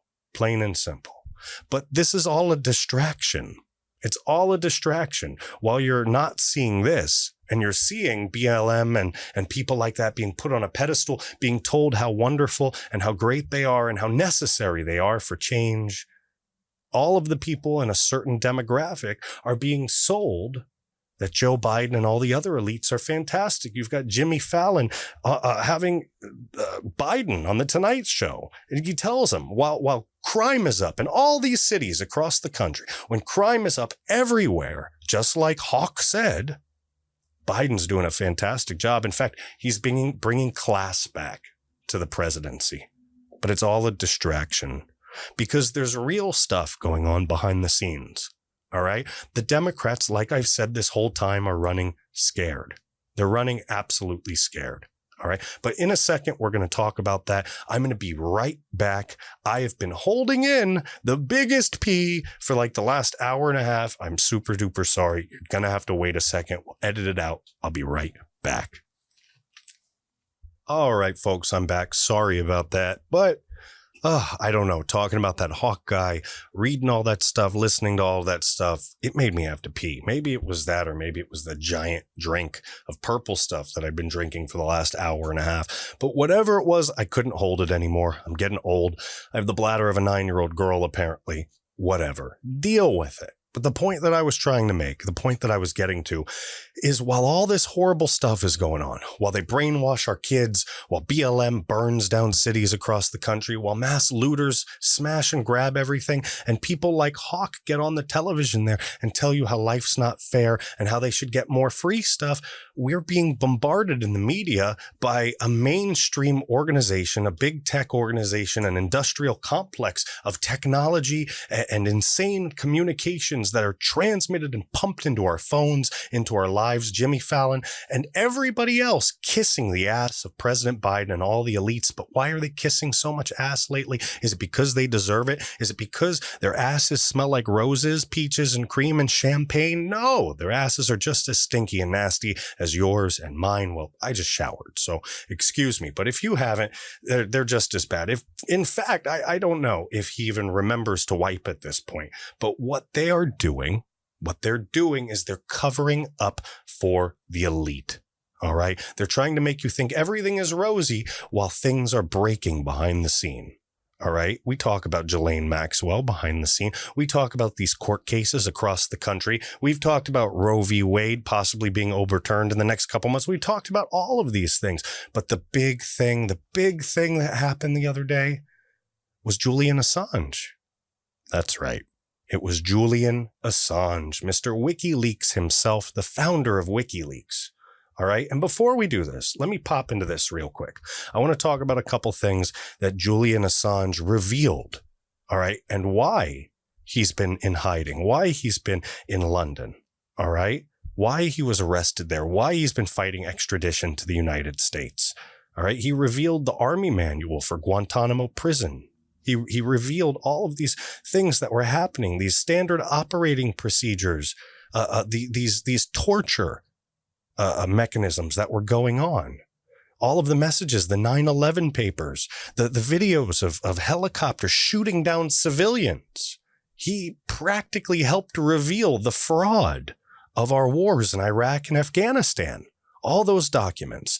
But the real big fish, all right, the real big fish here, the thing that shows us exactly what is going on, that's these two here on the bottom. The State Department cables and the stolen 26 emails, the 2016 emails. Who do you think that relates to? Who do you think this goes back to? What was happening in 2016 besides Russiagate, besides the DNC, Hillary Clinton, and people funding the fake Russia dossier, the fake document that they used to impeach Trump on, the things that they used, they spied on the Trump campaign. They did all of these different things. It started with Hillary needing to go to jail. And what did she need to go to jail for? For all of the illegal and horrible things she did. What do you want to count? Do you want to talk about Benghazi? Do you want to talk about how she got into politics? What do you want to talk about? Look at this. State Department cables, November 2010 to September 2011. Here's the leaks. More than 250,000 unredacted U.S. diplomatic cables dating from December 1966 to February 2010. They were released into what was referred as Cablegate. And here's the revelation from it, okay? Then Secretary of State Hillary Clinton called the release an attack on international communities. The documents included verification, all right, that the U.S. had conducted secret drone strikes in Yemen. All right, secret drone strikes in Yemen. Illegal activities. He exposed illegal activities, details of U.S. efforts to get information on UN representatives, a push by Saudi Arabia's royal family to have the U.S. strike Iran, and a description of Russia under Vladimir Putin as a virtual mafia state. All right. He uncovered all of those things which greatly embarrassed Hillary Clinton. They embarrassed Hillary Clinton. Bill and Hillary, famous for the murder or disappearance, the mysterious circumstances around dozens of people that have worked with them or crossed them or wronged them. They've mysteriously led a short walk off of a even shorter plank. All right. Hillary Clinton was embarrassed, and you don't embarrass Hillary Clinton, the presidential hopeful of 2016. In fact, she did some shifty stuff to be that presidential hopeful, because if you don't remember, Bernie was winning. Bernie was going to be the nominee, and the left couldn't have that. He might be a socialist, all right, but these leftist, this dynasty, you might call it, of Democrat people, look, like Bill Clinton, Hillary Clinton, Obama, right? All of these folks, the Bushes, this corporate, this disgusting, corrupt, this elitist group, right? This elitist group, you really want your mind blown. George H.W. Bush, right? He was actually, I believe, a CIA agent, a high-level CIA agent, and he was involved in the investigation on JFK's murder. But that's for another story for another day. You might want to ask me about that in the comment section below. But this right here, this whole group, this dynasty, like I said, of these preordained, pre-selected elites to further the Build Back Better globalist agenda, to further the New World Order, to further the Great Reset before it was even called the Great Reset. They've been doing this for years. And what did Julian Assange do? He helped throw a wrench in it. He helped pave the way for people like Donald Trump, which is exactly why they want him dead. But we'll get into that in a second. Here's another leak. July 22nd, 2016, WikiLeaks released nearly 20,000 Democratic National Committee emails. On October 7th, 2016, it released another 2,000 emails from the Clinton campaign manager, John Podesta. Is your memory being jogged yet? Are you starting to see what is happening? Here's the revelations.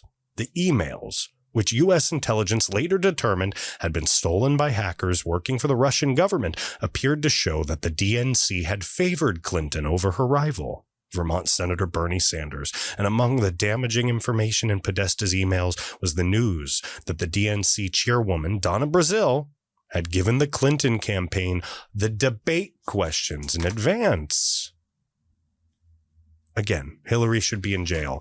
All of the server deletion. She had that masterclass. You remember? I saw a Twitter comment when it showed her in her masterclass. People actually pay to hear her read her wannabe presidential speech. I should have been the president. And it was so funny. Somebody said, what is she teaching a masterclass in? Wiping a server? Because that's really, she's an idiot. She has literally been given rich, privileged permission into the political sphere, and then gained tons of power with her husband through their nonprofits, their phony organizations, all the different things they've used to steal, launder money. They're just as bad as the Biden crime family. All right. But we could talk about that for another 2 hours as well. Julian Assange. All right. Yeah, he did some stuff. He's guilty. He technically is guilty of these crimes, but these crimes revealed major problems within the U.S. government, and even more so revealed major problems within the Clintons. And that's right. That's the issue right there. He's upset the Clintons. All right. He's revealed things. He started a lot of these whirlwinds of accountability that are coming towards the elites. And the other day, the UK ruled that the WikiLeaks founder, Julian Assange, he can be extradited to the USA. He can be tried for espionage by the Biden regime. All right. That is what they ruled in the United Kingdom. All right. And this is what it means. The High Court in the UK has ruled that the WikiLeaks founder, Julian Assange, can be extradited to the United States to face charges of espionage. This ruling by the High Court overturns a ruling from a lower court which said that Assange could not be extradited to the United States due to his mental health. The United States has accused Assange of violating the Espionage Act by publishing classified material and diplomatic documents, saying that this put the country's national security at risk. Now, all right, he is basically going to be held accountable. They want to extradite him back. But here's the problem. All right, if he stands trial for something, he could talk, right? He could talk. He has evidence that he hasn't revealed. There's a security. There's a reason why they haven't taken him thus far, because if he presses the right button, documents will come out, all right? And heads will roll, all right? I truly believe that he has access to information, much more information on Jeffrey Epstein, Ghislaine Maxwell, all of these elites. And if something happens, then this information will be released. But something did already happen. How convenient, all right? You remember when they caught Epstein, they found him hanging soon after? Well, now, all right, now they said he could be extradited back. And listen, I want to say this real quick. Listen, the U.S. government has had these top secret, these high-level meetings talking about even kidnapping Julian Assange. That's how crazy it is. Kidnapping him and making him disappear, kidnapping him from the jails in the United Kingdom. Are they capable of that? Did that happen? Well, it's very strange. It's very coincidental. And you know what Mr. Bannon says about coincidences. It's such a coincidence that Julian Assange has stroke in British prison as the courts okay his extradition to the United States. Julian Assange, this is right after they announced the extradition, had a stroke in Belmarsh prison in the United Kingdom. And his fiancée, Stella Morris, suggested it was triggered by stress generated by his ongoing time in jail.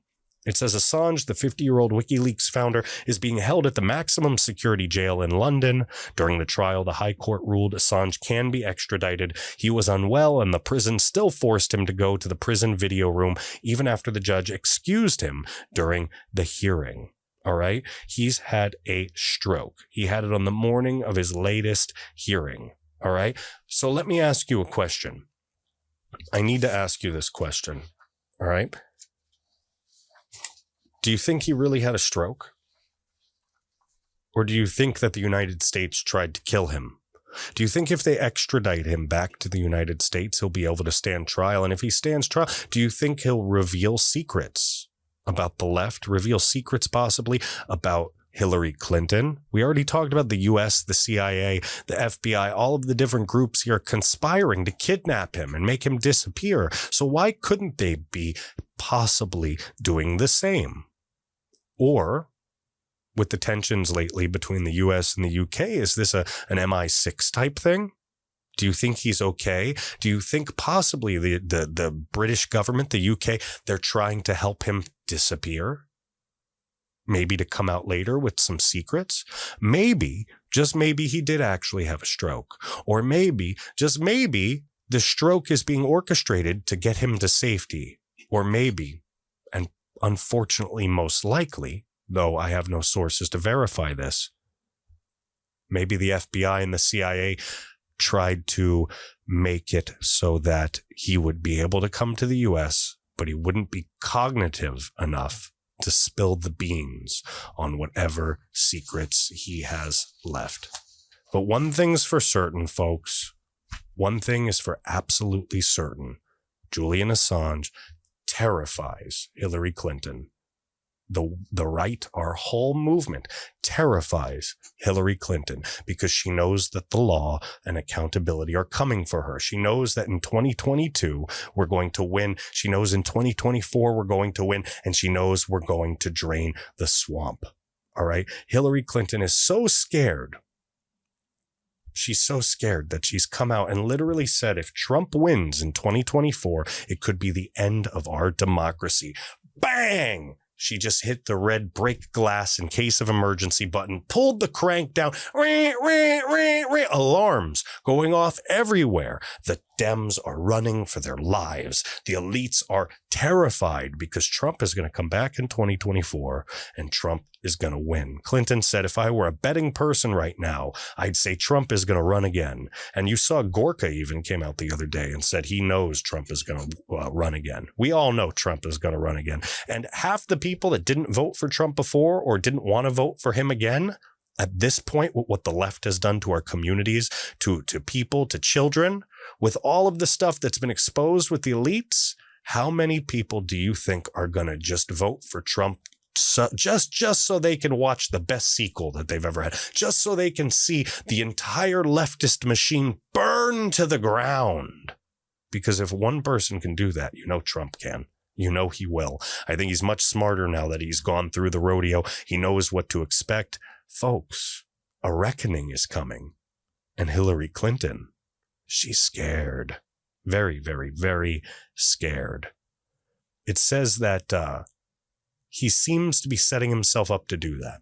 That's Hillary Clinton saying Trump's going to run again. He seems to be setting himself up to do that. If he's not held accountable and he gets to do it again, all right? She's saying that, then he gets to do it again. She's already predicting him winning in 2024. She knows he's popular. She knows the people want him. She knows that the people are out trumping the power. The old guard is falling and law is coming. That's what she knows. She said that this could be the end of democracy as she knows it, because the elitist democracy will fall and the true republic will be restored to its original ideas and principles and founding. True equality will spread across this land. That's not profitable for an elite like Hillary Clinton. She said not to be too pointed about it, but I want people to understand that this is a make or break point. If he or someone of his ilk were once again to be elected president, and if especially he had a Congress that would do his bidding, you will not recognize our country. Yeah, probably because we've all been lied to for years and years and years. Black communities, white communities, Hispanic communities, all communities, families, we've all been lied to because everybody that knew of a better time is dead. All right? They're dead. But Hillary, you're an old, old woman. And one day, all of the people of your ilk will be dead. And it will be people like me running this country. And hopefully we won't recognize our country like this anymore. Hopefully we will see a restored, beautiful union where we can find balance and bipartisan agreement. And if we can't, well, our American core values are much better than yours.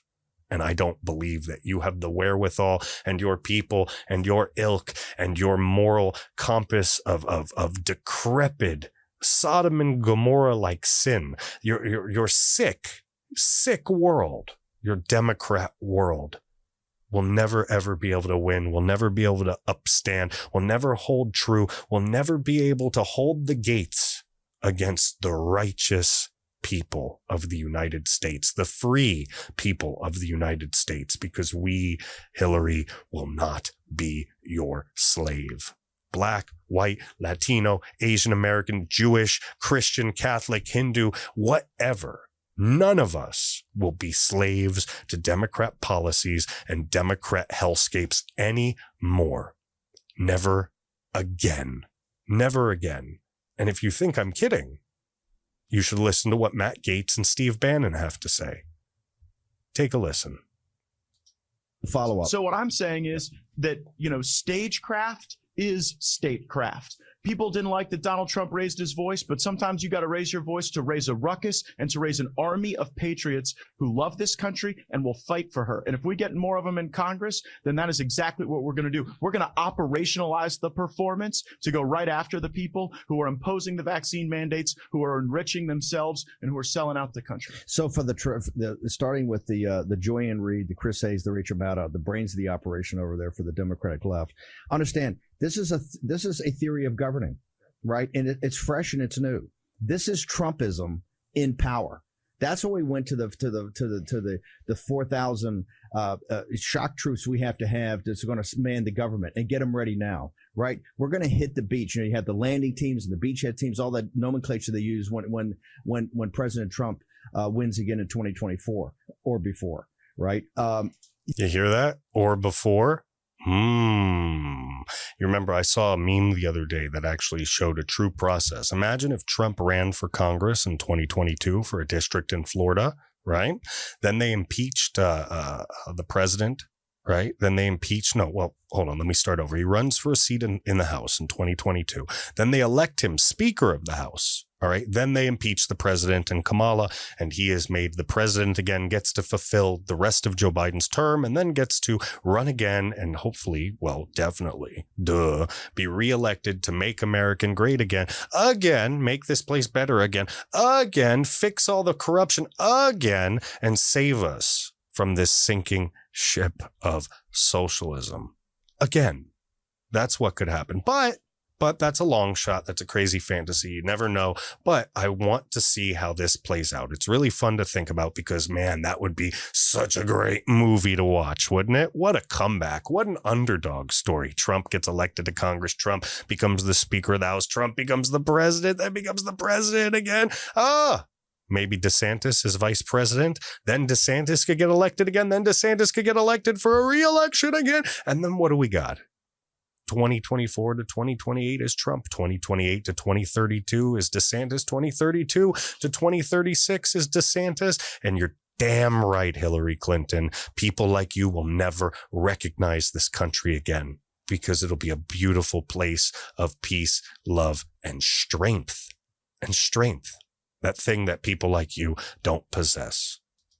You're going to have those as the 4,000 political appointees. On Capitol Hill, you're going to have Gaetz and others that, and no more Trey Gowdy's, no more powder puff derby. This is going to be hardcore accountability at every committee. Yes, and we are going to go after this administrative state, and we're going to start at the Department of Justice and the FBI. That's the job I want. You know, send me over to the Judiciary Committee, and their sphincters will tighten because they've been doing a lot of corrupt things over there. The FBI and the Department of Justice have become the enforcement wing of the Democratic Party. Is that your priority? I mean, I've argued for years now, even when I left inside the Trump administration, before at Breitbart, and then after I left.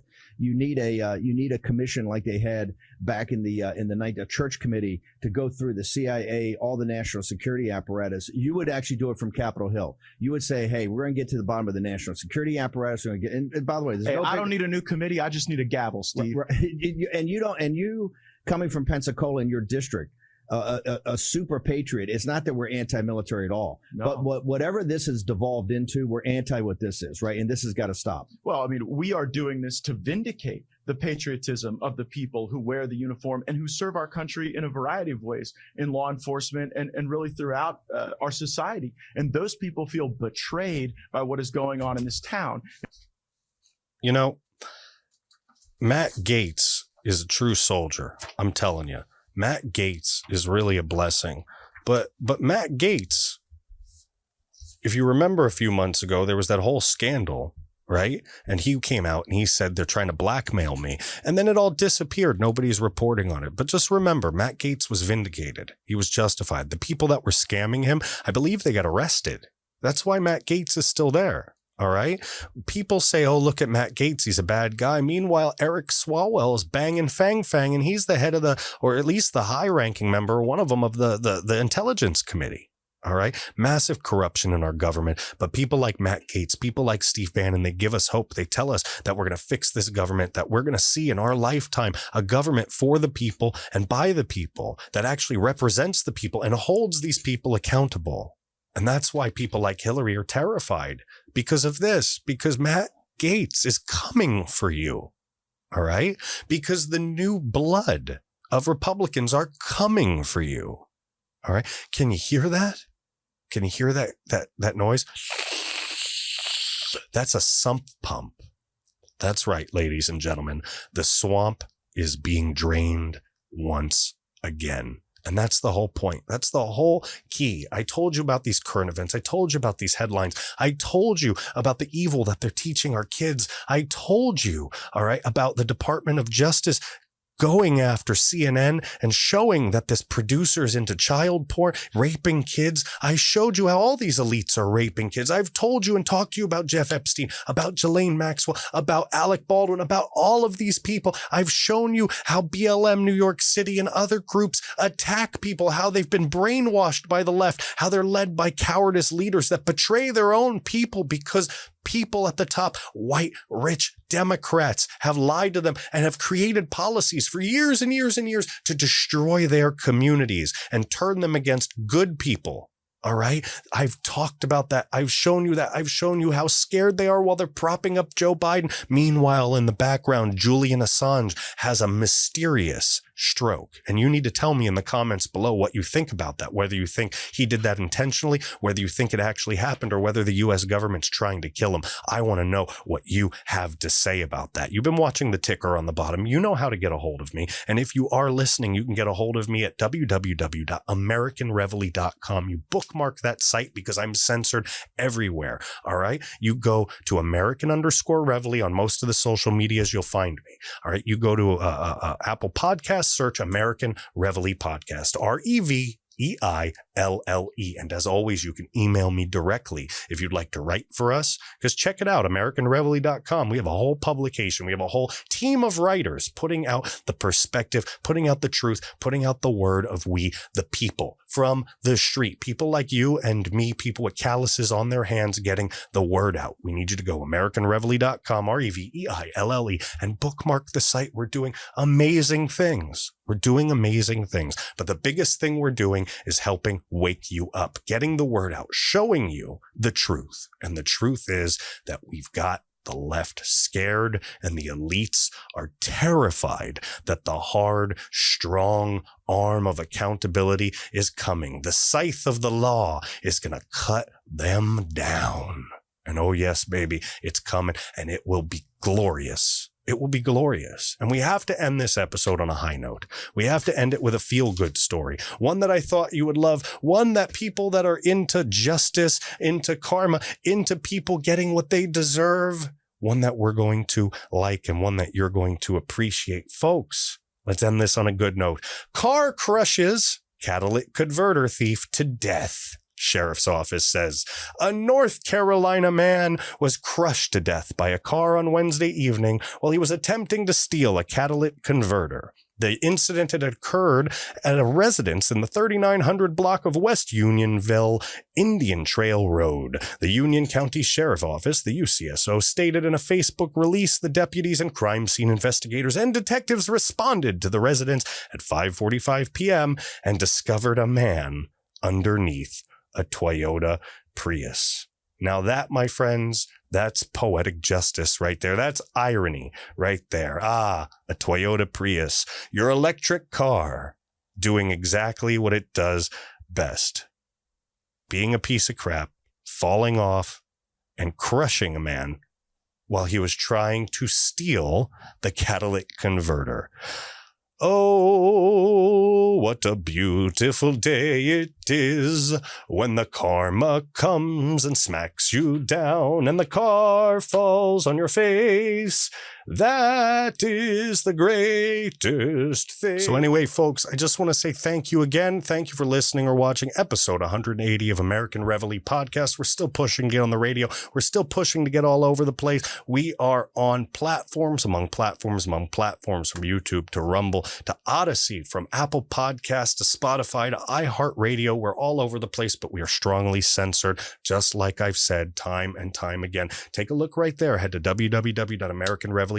Again, bookmark the site and pay attention throughout the week for more episodes, more goodies, more drops. We're still settling on a new schedule, still trying to figure it out. And as you can see by the new ticker and different things, we're working on getting closer and closer to a live broadcast on a consistent basis. Friends, we are just working out the kinks, and then we are going to present you with something amazing. And if you've enjoyed this format, leave a comment below or contact me. Let me know that you liked it. But I want to say thank you, thank you, thank you. You guys have been great. You guys have been awesome. This was a killer episode. We're going to rock and roll. We're going to have an amazing week. And I'm going to see you guys on episode 181 of American Reveille with James Lane. Have a great week, and I will see you next time. Bye. This one of the only fucking things you left in place. No crosses to bear, no responsibilities. Just chocolate chip to ease your mental instability. I would say the blood's on your hands, but that's a lie, cause you don't even know where the fuck you are half the time.